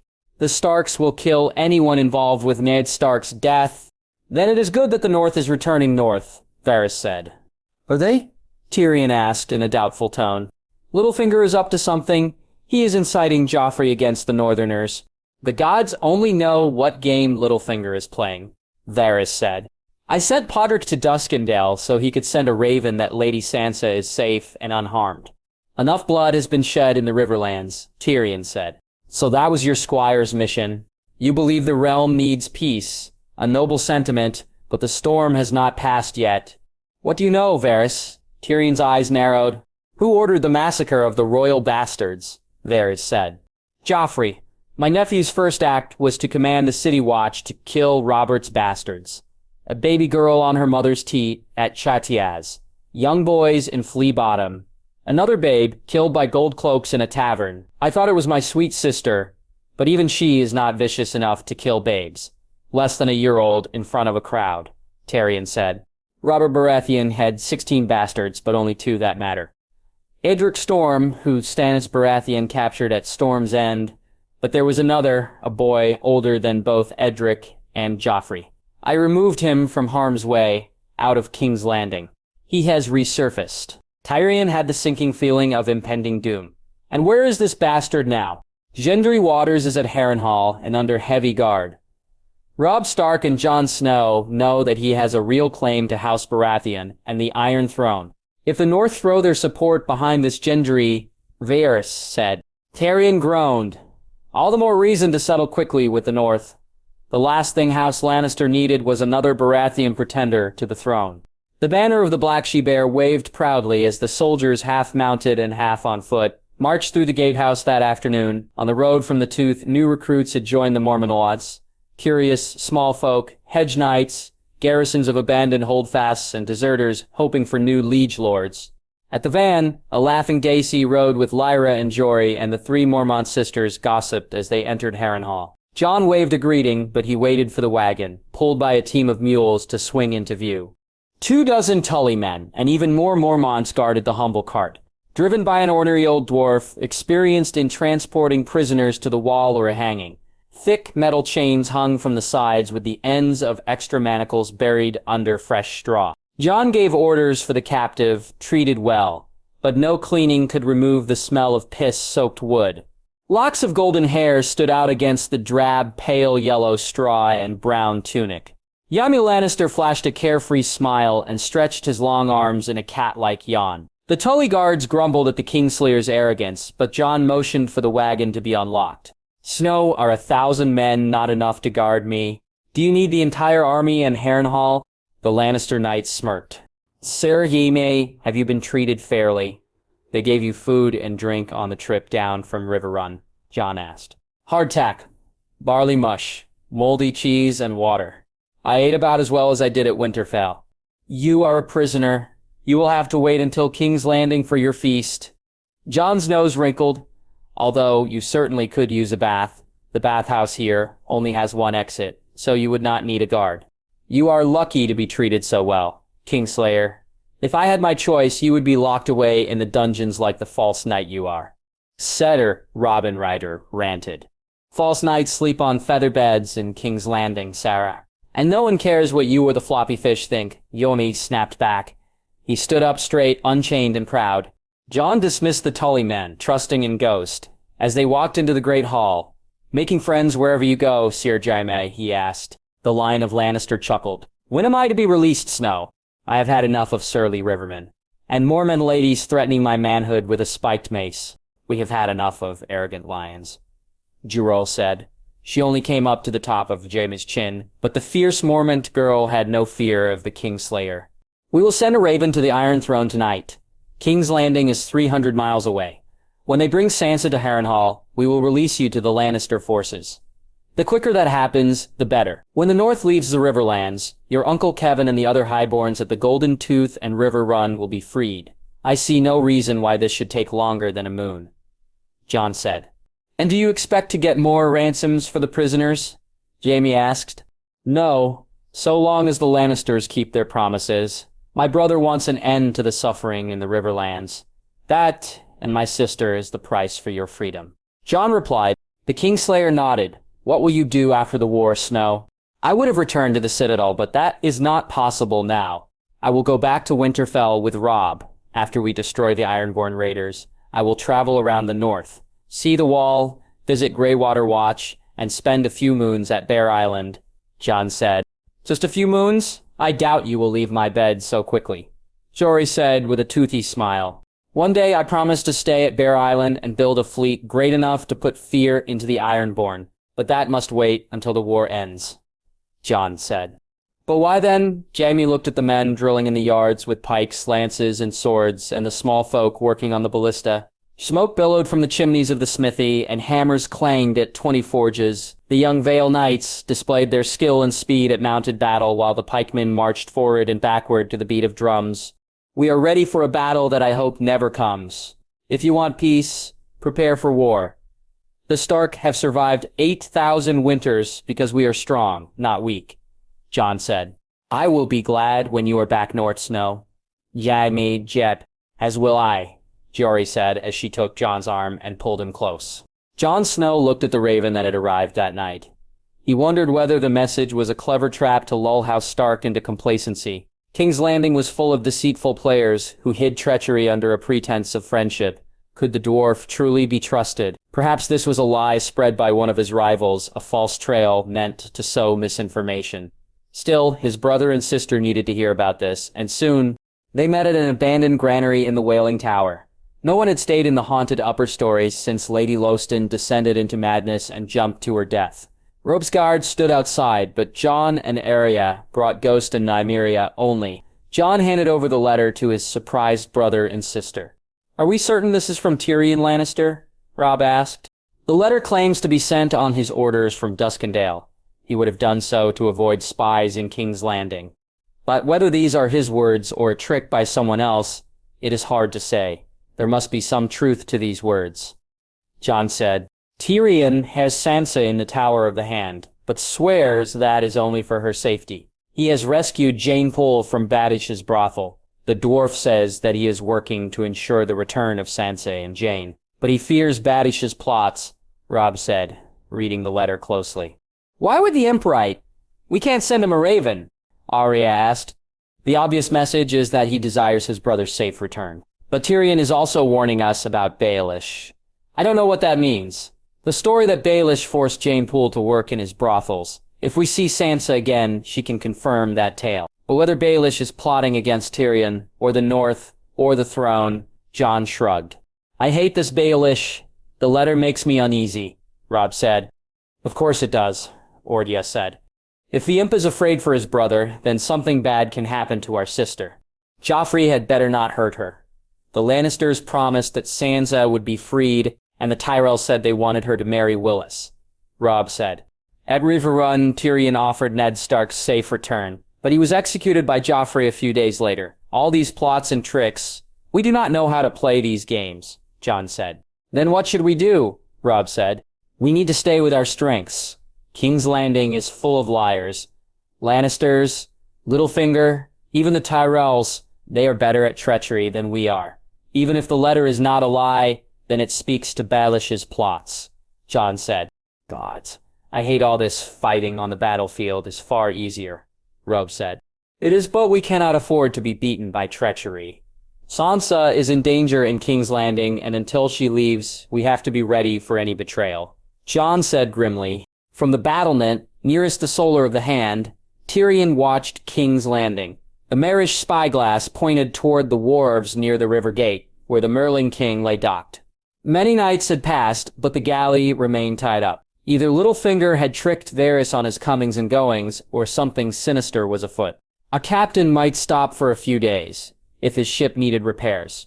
But nearly 2 nights in a city with little trade, that made no sense. When Podrick returned to the city, Tyrion tasked the boy with shadowing Baelish's retainers. Bron's face was well known as his guard, and Shagga and the mountain men were brigands, not spies. Tyrion thought to ask Seer Jaxlin Bywater for help. But Littlefinger had greased many palms in the city watch.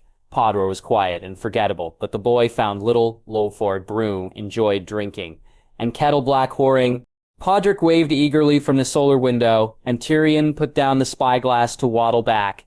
Bronn followed, his hand on the pommel of his sword. "Have you sighted Baelish at last?" Tyrion asked. The squire nodded, but not with his men. "Peck called on me last night. Ser Marburn was outside the city, with Lord Tywin. Lord Baelish met your father." "My father? But he is at Tumbler's Falls with the Reachmen. Why would he come back to King's Landing?" Tyrion squawked. His lord father ruled House Lannister with an iron fist, and did not pretend to care for any of his children's opinions. Peck does not know. When Lord Bexley came, all of the commanders were asked to leave the tent. Podrick said, "His father did not have many commanders left," Tyrion thought. The wolves had captured or killed most of the Lannister captains, besides Gregor Clegane and Adam Marbrand, but Sir Adam was quite trusted among the Westermen. What was Baelish hiding? "Peck left with Sir Marbrand and your father to go west," Podrick said. "But that does not tell us about Littlefinger.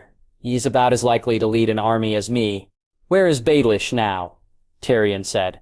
Bronn looked out the solar window. "Outside our door." A large group of men approached. 4 wore the white cloak of the Kingsguard, but there was nearly 100 more. Bixal, Varys, and Baelish followed Joffrey as they rode to the Tower of the Hand. Tyrion groaned. Seeing his nephew was always a trial, and Joffrey called a meeting of the small council the day after Littlefinger met his father. That was no coincidence. "Where is Sansa Stark?" Joffrey sneered. Tyrion had more men in the tower, but few sellswords would dare attack a royal party, and the royal guards wore full plate and were heavily armed. Sandor Clegane's scarred face loomed large over Tyrion. The Hound was more dangerous than the 3 other Kingsguard. Podrick Payne gently guided Lady Sansa through the door. The Stark girl greeted the king without fear, and gave a low, graceful curtsy. Sansa Stark was a lovely girl, and far better than Joffrey deserved. Then again, a horror with a pox was more worthy than his nephew. "Lady Sansa is under the protection of the Hand," Tyrion said coolly. "But your father has agreed to this," and Lord Tywin his hand, Baelish said. Littlefinger's eyes glittered with open mockery and victory. "Why are you in King's Landing, Lord Batesy? I thought you had left for the Vale to woo Lysa Arryn." Tyrion said, "I received dark tidings that his grace needed to hear urgently. The Vale remains neutral, but 2nd and 3rd sons have joined House Stark. There are knights from House Royce, Waynwood, Redfort, Belmore, and Egan, who would fight with the wolves," Baelish said. "And what has my lord father agreed to?" Tyrion said. "Lady Sansa needs to remain a guest of the Iron Throne. The Starks pose too great of a danger. They have a Baratheon pretender in the Riverlands, the Gendry Waters born to some nameless whore in Flea Bottom," Baelish said. "Robert had many bastards. Why does this one matter? Is he going to march an army of whores and urchins against the Red Keep? I suppose that strikes fear in your Kingsguard," Tyrion said. The comment angered Ser Meryn and Ser Boris, but the Hound only smiled. "You are a fool, uncle," Joffrey shrieked. "What if they marry Sansa Stark to this bastard? The bastard has no bannermen. In time, that may change. But the Starks have promised to return north. How would this Gendry raise men from the Stormlands? He is not Robert Baratheon. The men who rebelled against the dragons were great lords, not unknown bastards," Tyrion argued. "Lord Tyrion has not seen this Gendry Waters. My little birds have. They say he is a fierce-looking warrior, strong, burly, and that he carries a warhammer in battle," Varys said.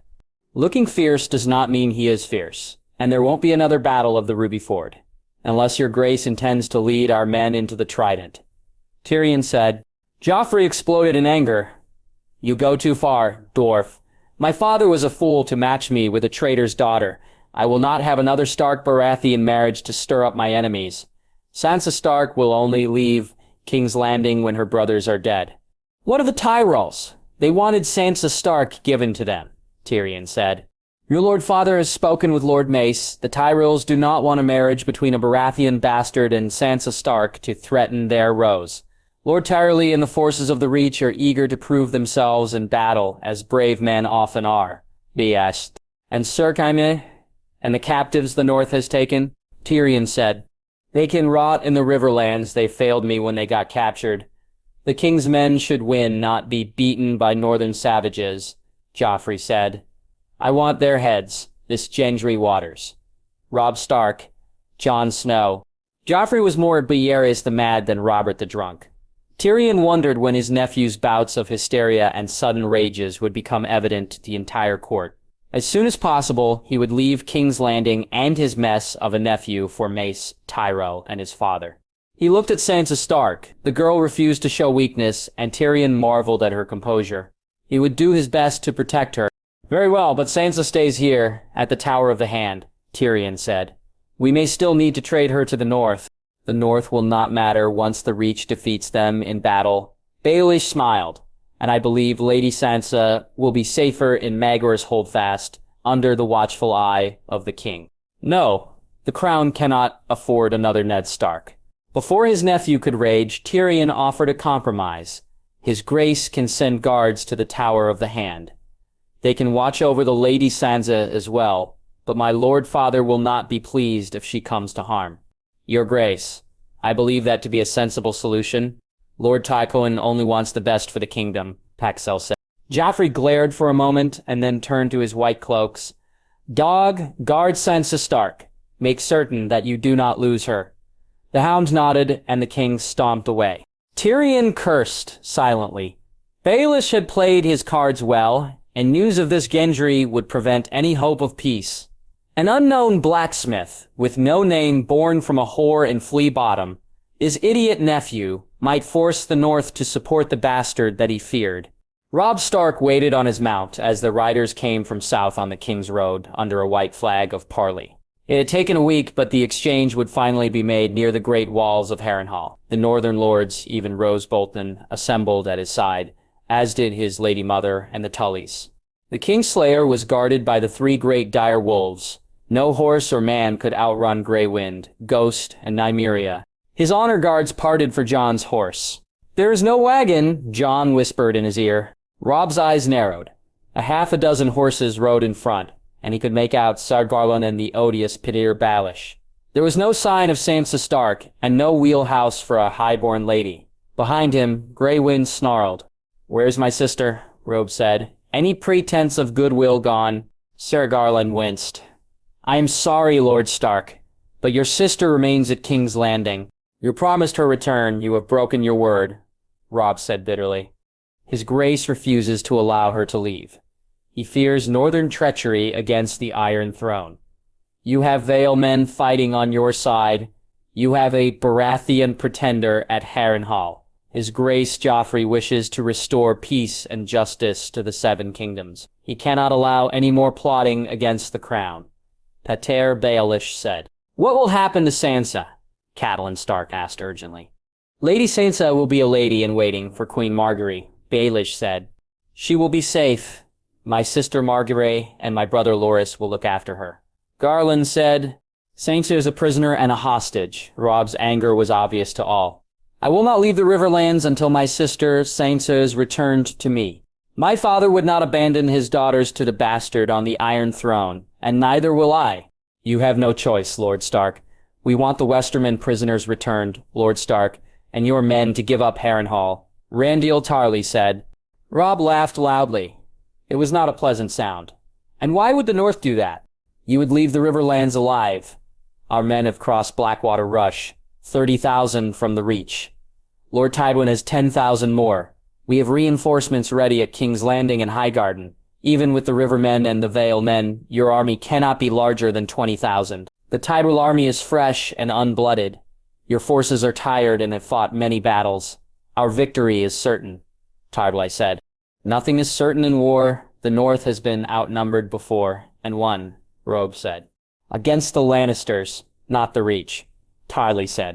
Be reasonable, Lord Stark. No one doubts the courage of your men or your skill at war. With the remains of the Lannister army, we have twice your men. I am sorry it has come to this, but bend the knee and go home, Garland said. In time, when cooler heads prevail, His Grace may be more inclined to mercy when there are no threats to the throne. His Grace would be pleased if you deliver the bastard Gendry back to King's Landing. It would be better for relations between the North and the Iron Throne, and the Lady Sansa would be given more freedom. In time, if peace reigns, His Grace might even let her return to Winterfell. Baelish said, "And why would he do that?" Jon spoke up. "Our army is 200 miles away, and the king won't give back our sister after we defeated the Lannister forces. If we are 2,000 miles away, Joffrey will not change his mind. His Grace is young and will become wiser and kinder with time and marriage. King Joffrey will be more merciful to Lady Sansa after the North bends the knee," Baelish said. "You cannot win this war. You might hole up in Harrenhal for many moons, but the Tyrell army will defeat you." Tarly blustered. The Tyrell army sieged Storm's End for a year in the rebellion and failed to take the castle. They did not win the war. Jon said, "Robb, perhaps we should speak further." "There may be some way," Lady Stark said. "We have spoken enough." Robb turned and spoke to his lords. "Bin Sur Yaime. He will return to River Run." Robb turned again and spat on the ground. "This is what I think of your words. I will not let my sister remain a hostage to Joffrey the Ill-Born. The North will not bend the knee or heed the promises of liars. House Stark does not rely on the mercy of others." "Then that means war," Sir Garland said with regret. "Aye, war is winter, and winter is coming." Robb rode away with Jon Snow at his side. The tall, slender man held the golden heart spear in his right palm, his olive skin and yellow kaftan blending into the dun-colored walls of the ruined throne room. He placed the left hand down, the back of the palm on the right wrist. He spun the spear clockwise, 2 revolutions between the handoffs from right to left and back again. "Skip and catch! Skip and catch!"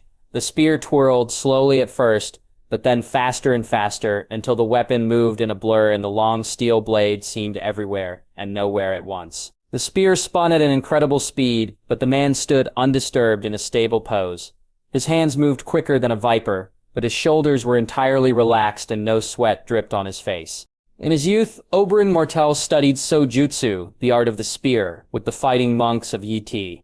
He learned to thrust, swing, and strike until the weapon became an extension of his arms. He could stab with the point, slice with both edges of the long blade, and smash with a spinning shaft, hitting as hard as a flail. Through thousands of hours of practice and hundreds of fights, Oberyn mastered the 3 elements of the spear: speed, stamina, and space. The Red Viper was as quick as his namesake. He could fight or fuck for hours, and he kept his enemies at range, close enough to strike, but far enough to block, dodge, or circle. Oberyn practiced that morning in the Sandship. 1,000 years ago, Mors Martell, a lesser lord of Dorne, had married Princess Nymeria here, after she burnt the 10,000 ships. Before the Martells conquered Dorne, the Sandship was their ancient home, an ugly, squat keep, shaped like a dromond washed ashore and turned to stone. Oberyn trained in the ruins, under the lidded glass windows of the dome, one inlaid with the Martell spear in gold, and the other the blazing Rhinish sun. He had gone through a dozen katas when he heard light steps on the stairs. Oberyn continued his movements, focusing on footwork, jab steps for attack, and even quicker back steps, until he flitted about in a whirlwind and ended the dance, with the blade level, with the face of the intruder, an olive-skinned boy with straight black hair. "Trastane, why are you not with your little lioness?" Oberyn said. He placed the spear butt down on the stone floor. "Father sent me to summon you to the Tower of the Sun," Trastane said. "I am not surprised Doran calls. But why are you the messenger? Why not the Castellan, the Maester, or even your sworn shield? I thought you were busy wooing Myrcella in the Water Gardens by losing games of Saivas." Oberyn said. The boy flushed slightly. "Myrcella beats me fairly. She is very clever, uncle, and sweet and gentle. Father has sent Maester Caolot and Maester Miles to gather our entire house. Lady Elaria, your daughters, my sister Arianne, even Ricassio. Sor Manfrey and Lady Elise have been ordered to attend. Something important has happened, uncle." Oberyn kissed Elaria on the lips and greeted his 7 daughters. Even little Laresa was there, and his youngest girl celebrated her 6th name day only a moon ago. 3 of the sand snakes were armed openly, and the 4 others carried hidden daggers. Laresa had been given hers as a name day present. Trystane sat next to his father and sister Arianne. "Brother, why have you called us?" Oberyn addressed the gray-haired man seated in the wheeled chair. Gout and time had weakened Doran Martell, who covered his swollen and weakened legs under a gold and red blanket. A copper tray near the wheeled chair held peeled blood oranges and a silver knife. Oreohata, the bearded captain of the guards, stood over the prince, carrying a 2-handed long axe. "A ship landed this morning," the captain announced to every inn, wine sink, and alehouse in Sunspear that the North has sent Rhaenys' killer to Dorne. "The mountain that rides was captured?" Oberyn asked in shock. "Our spies say the mountain still accompanies Tywin Lannister. The lions, or what is left of their army, prepare for battle against the wolves." Doran said, "Then who?" Oberyn asked the question on the mind of everyone in the room. 24 Martell guards surged into the room, armed with spears and round shields wearing the gold, red, and orange of the Prince of Dorne. They escorted 6 warriors in mail and heavy furs.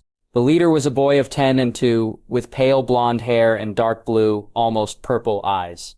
He smiled and bowed deeply, the pale purple cloak swirling on the floor. He at least had sense enough not to wear fur in Dorne. "Edric, it is good to see you return to Dorne safe," Doran said. "Who are your companions, Lord Dane?" Oberyn said. "Sir Remencoy, and these are the Foresters and the Tuttles." Edric said, "Your father died 3 moons ago, Edric. You are now Lord of Starfall, and the head of House Dane," Doran said. "I am sorry to hear that news," the boy said softly. At 7, Edric was fostered at Blackhaven as a squire. Oberyn doubted the boy remembered Starfall or his father well. "Why have you returned to Dawn?" Dorn said. Cirimin yanked a rope, dragging a terrified man with a pale piggy face and pig-like eyes. The fat man dropped to his knees, begging for the mercy that would never be granted. Edric raised his violet eyes, looking older and fiercer than his 12 name days. "This is Amory Lork, Jon Snow. The White Wolf captured him at Harrenhal. Lord Robb Stark, the young wolf, offered him to House Martell as a gift. He confessed to the murder of Rhaenys Targaryen." A hiss of disgust could be heard over the blubbering of the porcine prisoner.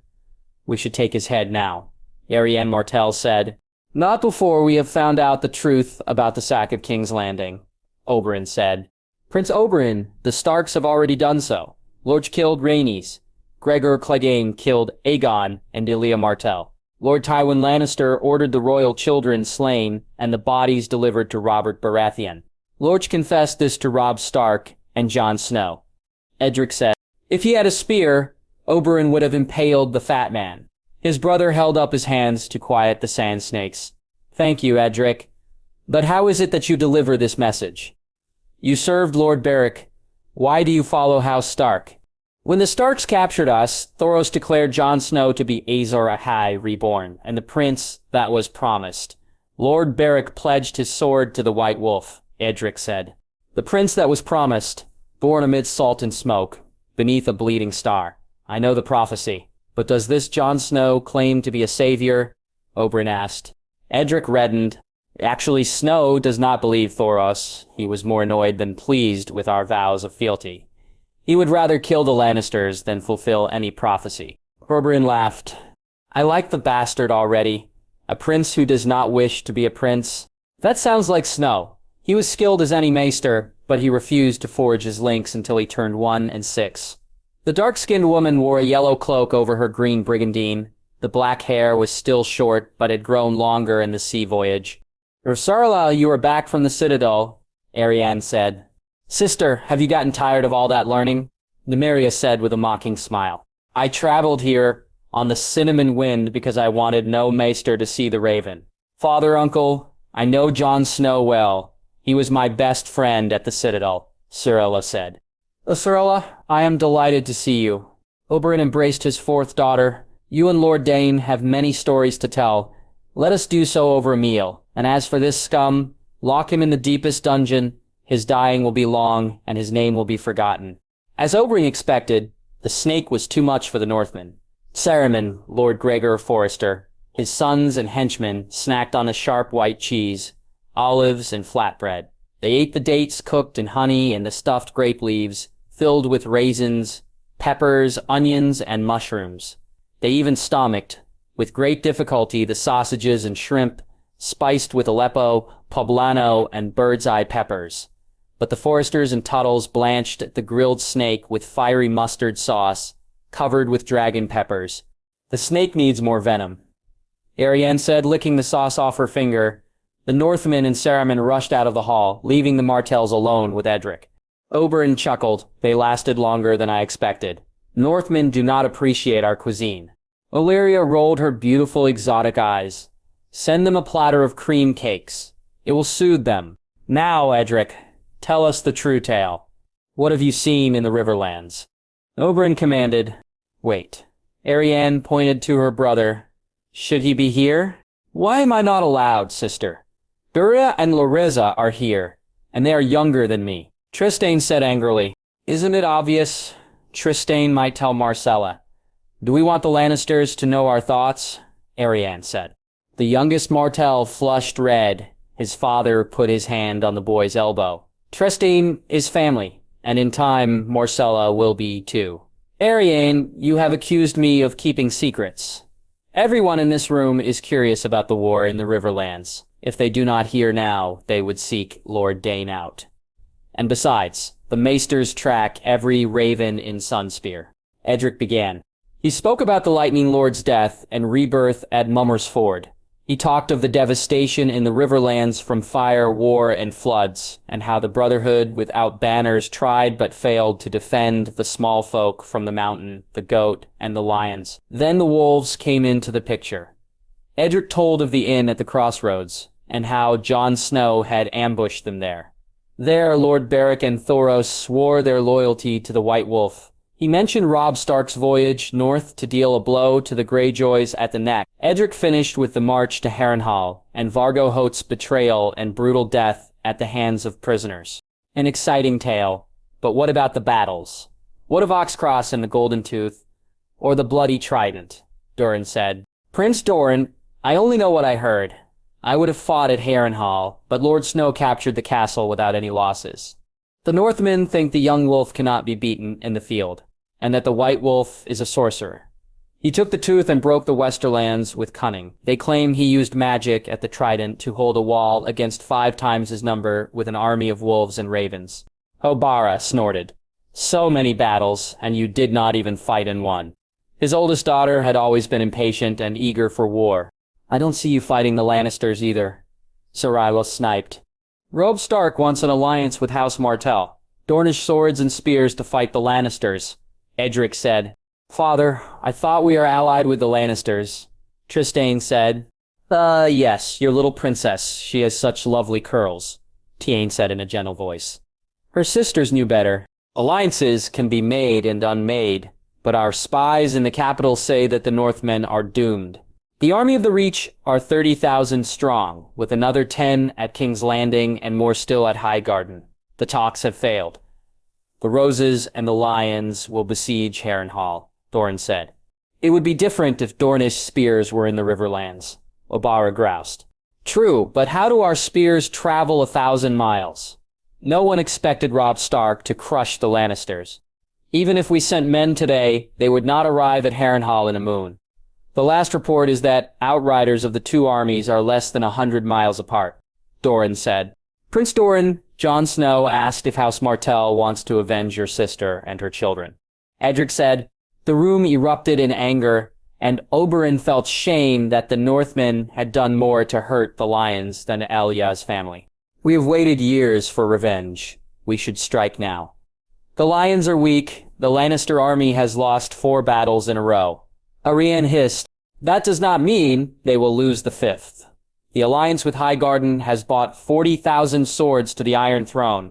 The North have less than 20,000, and many of those are rivermen, and they are quarrelsome and unreliable.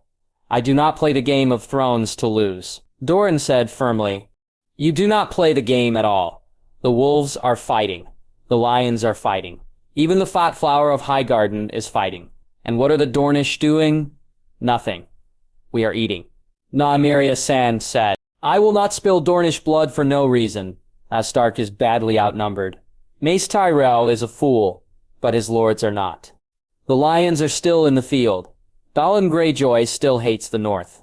The wolves must retreat, or they will fall in the riverlands. Doran said, Jon Snow won't retreat, uncle. Sorella said, not with his sister at King's Landing. You will regret not allying with House Stark. They will fight. What do you think of him? Oberyn asked. I met him 2 years ago. He was just a boy then, only 10 and 3. One of the youngest students. He has a thirst for knowledge unmatched in the Citadel. He is loyal to his friends and loves his family dearly, and he is good at war, Sarah said. But the Northmen face an army twice their size. Surely the Starks will see reason, Doran said. He is a Snow, not a Stark, and he will not agree to your reason. At the Citadel he was happy to defy the Archmasters. Why will he fear the Reach? Sorrel said, Do you think he will win, that he is this promised prince? Oberyn said, I do not know about prophecies, but I believe in Jon Snow. I asked him to run away with me to Dorne. Curazada, won't he be surprised when he discovers that you are not a man? Nymeria said. He knows that I am a woman. He deduced it a year ago and kept my secret. I told him that he would be welcome in Dorne and that my sisters would like him. Cyrilla said, Are you not afraid that we will steal him away from you? Tyane smiled. You can try, he may be too much for you. Soradal said to the smirks of the older sand snakes, He is only a boy of 16 name days, Arianne said. You like to play at games, Arianne. Do not play against him.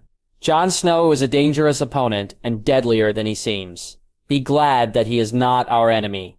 Sorella said, If the matter wasn't so serious, Jon would have laughed. Arya stood ramrod straight, like everyone in the room, cowed by Robb's stern face. He looked every bit the Lord of Winterfell, like Ned Stark dispensing justice to his bannermen. Arya was not the subject of Robb's ire. Where are your men? Robb said. He glared at the nervous rivermen. My lord, I am sure this is just a misunderstanding, Saristefron said. Jon Snow shook his head. Their horses are gone, and they took a large quantity of supplies, enough for 3 weeks. Their squires also left in the middle of the night. A se'nnight after the talks failed between the Reach and House Stark, the Freys had slowly vanished from Harrenhal. It had been a slight trickle at first, but last night hundreds had gone missing, including most of Walder Frey's true-born sons. Saristefron, Ser Perwyn, and Olivar remained, and surprisingly most of the bastards. I heard talk that Black Walder wishes to be married. Martin Rivers said, perhaps he will return after a wedding at the Twins. Black Walder enjoys betting his brother's wives too much to marry, Perwyn said. How many of your men are missing? Robb asked. A long silence passed before Steffron answered. 1,500, Lord Stark? Perhaps more. My son Senator Ryman and his sons. Many of my brothers as well. Most of the knights and horse. See to it that no more men go missing, Robb said, dismissing the phrase. They scurried out of the room, eyes downcast from the irritated Northmen. Such treachery must be punished. Rose Bolton said, We should hang a few Freys as examples, or their bannermen. There are 3 minor houses pledged to the Twins. Kill men who stayed to punish those who left. That will lead to more deserters, and weaken our army further, Jon said. The Frey cunts are shit at fighting. Good riddance, I say, the great Jon said. The Umbers were proud and fierce, but not patient planners. Sadryman may have been a sot and a craven, but the other knights and men-at-arms fought well at the Whispering Wood and Oxcross. We can ill afford to lose men. My lords, make certain your forces do not desert. The Outriders report that the Tyrells are past the Blackwater, Robb said. Our men think you plan to leave Harrenhal. We are outnumbered, Lord Stark. Would it not be better to fight behind the castle walls? Rose Bolton murmured. Harrenhal is the largest castle in Westeros, but to be trapped behind the walls in a siege would be hard. We would have to send away our horses for lack of fodder. Disease and hunger would weaken our forces, Robb said. It might weaken the Tyrells as well. Maintaining an army of 30,000 plus men will not be easy in the Riverlands. Lord Bolton said, Tywin Lannister could feed his army, but he had to pillage most of the nearby lands to do so, and the Reach is the most fertile region of Westeros. They are used to sending supplies up the Rose Road, Jon said. Prepare your men to move out. The battle will come soon enough, Robb said. The Northern Lords nodded and left, leaving only the Starks and Jon Snow. How many men do we truly have, Jon? Robb asked after the room cleared. We had 15,000 men, we lost half the frays, but we gained 1,000 Mormonts and 700 Valemen. That brings us to the same numbers. But fresh recruits have joined us. Small folk, men training on the pikes, ex-septons, and former deserters, several thousands, but many raw and experienced. And the others brigands were half-crazed, Jon said.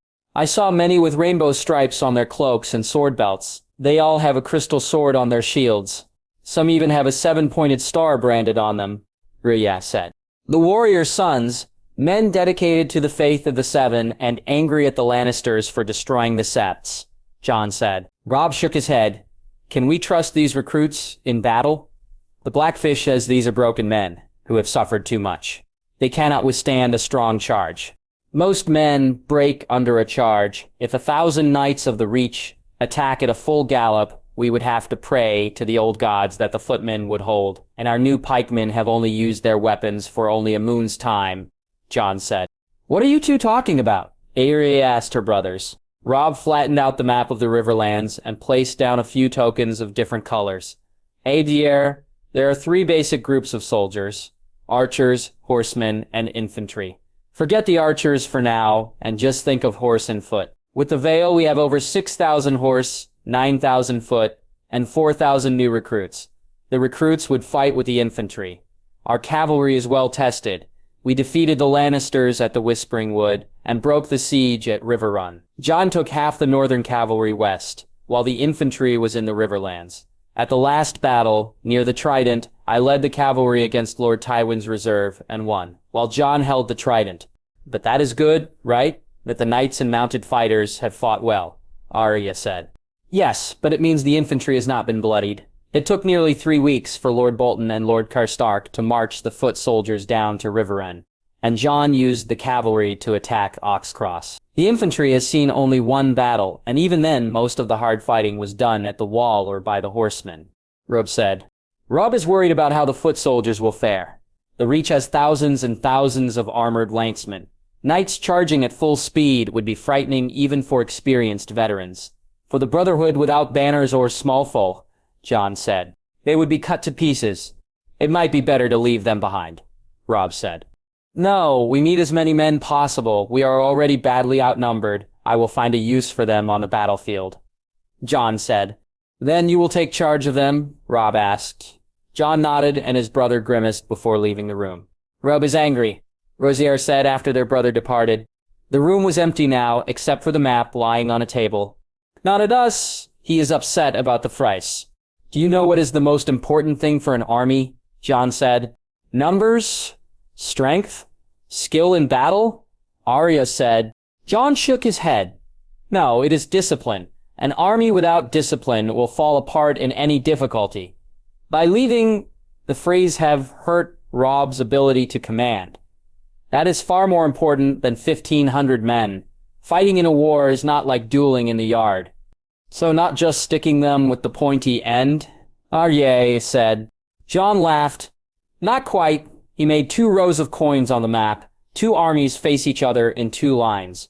Imagine I break through the enemy line. Jon pushed 1 coin through the line. What happens? Rosier thought, well, you would be ahead of our forces. They would attack you on 3 sides. Jon nodded. And that is why in battle, men are rewarded for their bravery. It is dangerous to fight at the front, but look more closely. What happens to our enemies? If they move to strike you, they would also be vulnerable. They could be attacked from the front and side. Arya realized. Breaking through the enemy line is dangerous, but once you do so, they feel great pressure to retreat. Jon pushed more coins, though, at different spots. The first one who runs might survive, but those who are trapped when their line breaks, they die, Arya said. Most battles are about holding the line. Often 2 lines crash into each other, hoping to force the other side to give way. You have to be brave, because when the lines break and people run, the battle is often lost. More men die fleeing than they do fighting, Jon said. But Jon, how will you stop that? Arya said, we cannot. The Tyrell Knights will charge and our line will break, but we can change what happens afterwards. Jon said, "No one in King's Landing was better guarded than Sansa Stark," Tyrion thought. The girl had 3 sets of escorts, although they might be better described as her jailers. Bronn and his hired killers walked behind them, the sellsword's gloved hands on his longsword and dirk. Loras Tyrell stood at her side, chatting vapidly about his sister's visits of mercy to Flea Bottom. The Knight of Flowers, dressed in the white of the Kingsguard, with the only color a brooch wrought in the shape of the rose of Highgarden, soft yellow gold and a bed of delicate jade-green leaves. The final guard was the most dangerous, stomping ahead in his soot dark gray plate armor. Sandor Clegane wore the white cloak, but most saw only the left side of his face, a burned ruin of scars. The Hound was one of the few men that Bronn feared to fight. Sandor Clegane was a few inches shorter than the Mountain, but he was quicker and just as savage. The door opened to 2 giant guards, 7 foot tall, in gilded half-helms and golden armor with the rose of Highgarden sewn on their breasts. A dozen women were seated about a trestle table. Sweet-smelling rushes were scattered on the floor, and a few bowls of rose water lay on the table, along with knitting. Tyrion did not recognize many of the women. He had only been introduced to Lord Mace's elegant wife, Lady Allery. The cousins and companions blurred together, although the status of Lady Margieri and the wizened old woman with the future queen was clear to all. The matriarch of the Tyrell family stared at him with unfriendly eyes. "You were not invited, Lord Tyrion. We are here to sup as ladies, and I do not believe you qualify," Lyanna said. "I am here to ensure Lady Sansa's safe return," Tyrion said, holding back a more caustic response. "As Hand of the King, I intend that no harm comes to her." "Do you really believe we would harm my new lady-in-waiting?" Margaery said. "No, but I need her returned to the Tower of the Hand," Tyrion said. Yes," Olenna said, glaring at Tyrion. "The poor child is the Iron Throne's hostage against the North. Have you no shame holding her while you war against her brothers?" Tyrion refrained from calling the Queen of Thorns a hypocritical bitch. Her brothers refused to accept King Joffrey's rule. Perhaps the Towers can instruct them on the meaning of loyalty. Olenna ignored the quip and reached gaunt, spotted fingers for Sansa's hand. Her sour breath contrasted with the sweet rose water. "Poor child, you know what they say about you." Dutifully, Sansa bowed to Olenna and gave a deeper curtsy to Lady Margaery. "I do not, my lady. I have not seen any news or had any visitors for some time. They say you are the reason your brothers refused to leave the Riverlands. The singers call you the Princess of Love and War and the Lady of 10,000 Knights. That is the number of the Knights of the Reach that will battle the North in your name," Olenna said. "I am no princess," Sansa said. "I will be loyal to her grace, Queen Margaery." One of the Tyrell cousins, a fat and florid girl, clapped her hands. "How romantic. To be admired by so many brave men like the songs and stories of old." Sansa flushed. "I do not wish to be fought over by anyone or have anyone die for me in songs, whether it is Northmen, Rivermen, or Reachmen. I only wish to serve." "Quite right. Don't listen to Mega. She is one of the more foolish of this flock of hens, and that is saying quite a lot." Olenna shook her head at the Tyrell cousin in question. "Come, eat with us. Lord Tyrion can stay outside and dine on some salt fish and cold bread." "Sansa, you must be hungry," the friendly Lady Atchery said. "We have boar roasted in red wine and blackberries, a broth of leeks and mushrooms and lemon cakes." "Have them bring a plate of cheese, or I will starve to death," Olenna said. The Queen of Thorns motioned to her guards, and the 2 7-footers ushered Tyrion, Bronn, and the other escorts to a small alcove. The Tyrell ladies could still be seen, but were too far to be heard. A wooden tray of brown bread baked with beer was plopped down on a table with 2 small dishes of butter and blackberry jam. Tyrion frowned. They had forgotten the saltfish. Sansa Stark searched for words under the curious eyes of the ladies. There were 3 cousins her age, one the chastened but smiling Mega. There were a few married ladies, Lady Allery, who seemed kind. She guessed the others were Fossaways and Rowans, but she had no idea of their names. The Queen of Thorns cleared her throat, and Sansa rushed to fill the silence. "I am saddened to hear of Lord Rensley's death, Your Grace. He was gallant," she said. Olenna snorted before Margaery could respond. "He was a traitor. Rensley had no real claim to the throne. Stannis is the elder, and Robert has 2 sons. Even if these stories about Cersei and the Kingslayer acting like Targaryens are true, Robert Baratheon had many other natural sons. Your brothers have a Baratheon bastard at Harrenhal, some byproduct of the king and the tavern wench, and he is older than Joffrey, Lyanna said. I was not aware of that, my lady. I had thought the Lannister's planned to trade me for Serkaime. Sansa stammered. She wondered why the Tyrells summoned her. The Lannisters would, if they had more sense. If my son was an adult eager to please, he would force the exchange. But boys like to beat their little swords on shields and boast about knocking each other off horses. A bunch of fools who should listen to their mothers. Are your brothers like that as well? Do they enjoy whacking each other with sticks? Olenna said. They spar and they train. Or they did. Jon was sent to the Citadel 4 years ago. Rhodes a good sword and a better lance, but he doesn't speak about his skills. The North does not have tourneys, my lady. My father did not think war was a game. When he fought a man, he did so to kill, not boast, Sansa said. Your father was a sensible man, a terrible hand but a good ruler for the North. Olenna said, is your brother Robb like him, or does he favor his Tully side? I am not certain what you mean, Sansa said, slightly confused. My grandmother wants to know if they had ambitions in the South. With this Gendry Waters as their puppet, they could put a claim for the Iron Throne. Even in King's Landing, many doubt Joffrey's parentage. He looks very little like a stag. Marjorie added, a few moons ago, Sansa would have defended Joffrey as too beautiful to hate, but she knew better now. My brothers are not hungry for power. They are honorable men. They take after my father, Lord Stark. They will do what is right, and not for baser reasons. Your brothers? What about the bastard? Robb Stark is the Lord of Winterfell, but your half-brother Jon Snow has no lands. Might he not want to fight to gain a title? Olenna said. Sansa shook her head. Jon is more Stark than anyone. He and Robb are very close, and Jon's loyalty cannot be questioned. Robb has always wanted to give Jon lands near Winterfell. Marjorie smiled brightly. I hope, when all this unpleasantness is over, that we can be friends. As queen, I would like relations with the North to be good. Pardon? Your Grace. I thought the Tyrell army was marching to fight my brothers, Sansa said. My brother, Sarah Garland, believes that the bloodshed can be minimized. Marjorie said, my son Mace has given orders to encircle the Northern Army at Harrenhal. No one wants a long and costly siege. If everyone stays sensible, an honorable surrender can be reached. Lord Robb may have to give hostages, but Joffrey will be disappointed. That boy is far too eager for blood. Garland has no desire to give him your brother's heads, Olenna said. The leek and mushroom broth came along with fresh oat bread baked with bits of dates, apples, and oranges. A tray of cheese and lemon cakes followed. Your Grace, I pray for peace. Roji and Jon have no anger against the Reach. The only head they want belongs to Joffrey, not your brother. Sansa said to Marjorie. The horses were saddled and mules and drays ready to pull the loaded supply wagons.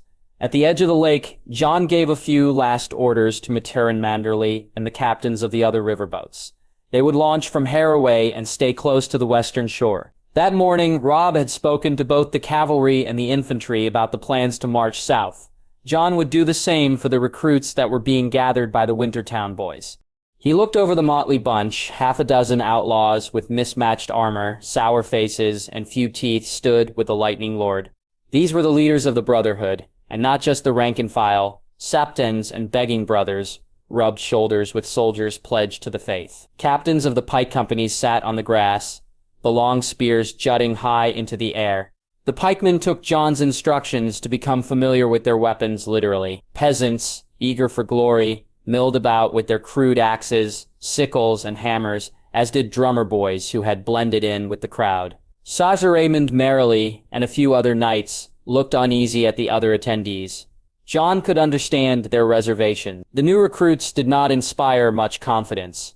Arugchet, Jerry, and Gendry stood behind him. We march south from Harrenhal today to fight the invaders. If there is anyone who wishes to stay behind, say so now, Jon said. Me, Lord. Why would we not follow you? Jackby Lucky was a loyal man to Dondarrion. He had only one eye, and the other was covered by a dirty brown bandana. He wore a rusty pot helm and carried an equally decrepit billhook. The Reach has 30,000 men. It will be a tough fight, and you must be ready for a hard struggle, Jon said. A muscled soldier shoved his way to the front. Lord Snow, we are not afraid of these knights. We will gladly die for the Riverlands, and under the banner of the wolves. And that is where you are wrong. In war, the goal is not to die for your liege lord. The goal is to let your enemies die for theirs.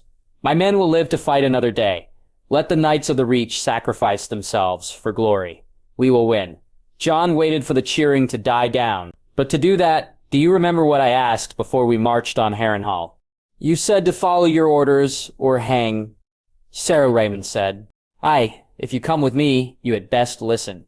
When I tell you to march, you will march. When I say stop, you will hold.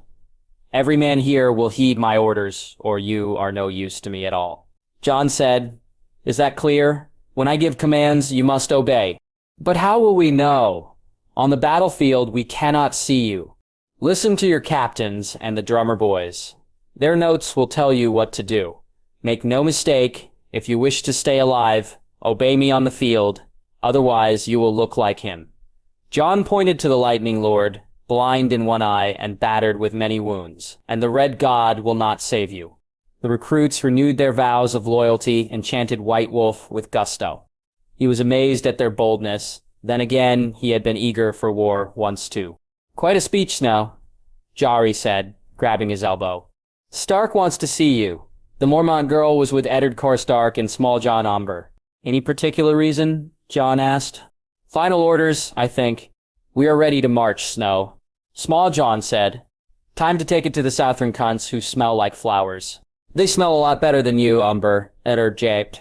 Guzuri stopped Jon with a hand on his chest. Snow Robb says that you are going to be at the center of the fight. That like the Red Fork, he has given you an important task. Yes, I will command the new recruits. Otherwise, they are not likely to make it out alive. I am sure the Reach Knights will charge and we will have to face them, Jon said. The Mormonts will join you. We have the best armor in the Northern Army. My sisters Daisy and Lyra ride with Robb in the cavalry, but I will fight at your side, Juri said firmly. As will we, Eddard said, while the Small Jon nodded. Harrion and Torrin are mounted, but I promise to defend your life, and the Small Jon hates to miss any real fights. It will be dangerous. My speech to the recruits aside, I do not know how many of us will survive. A charge by 1,000 knights can be deadly, Jon said. Bah, I am the boldest of all the Mormonts.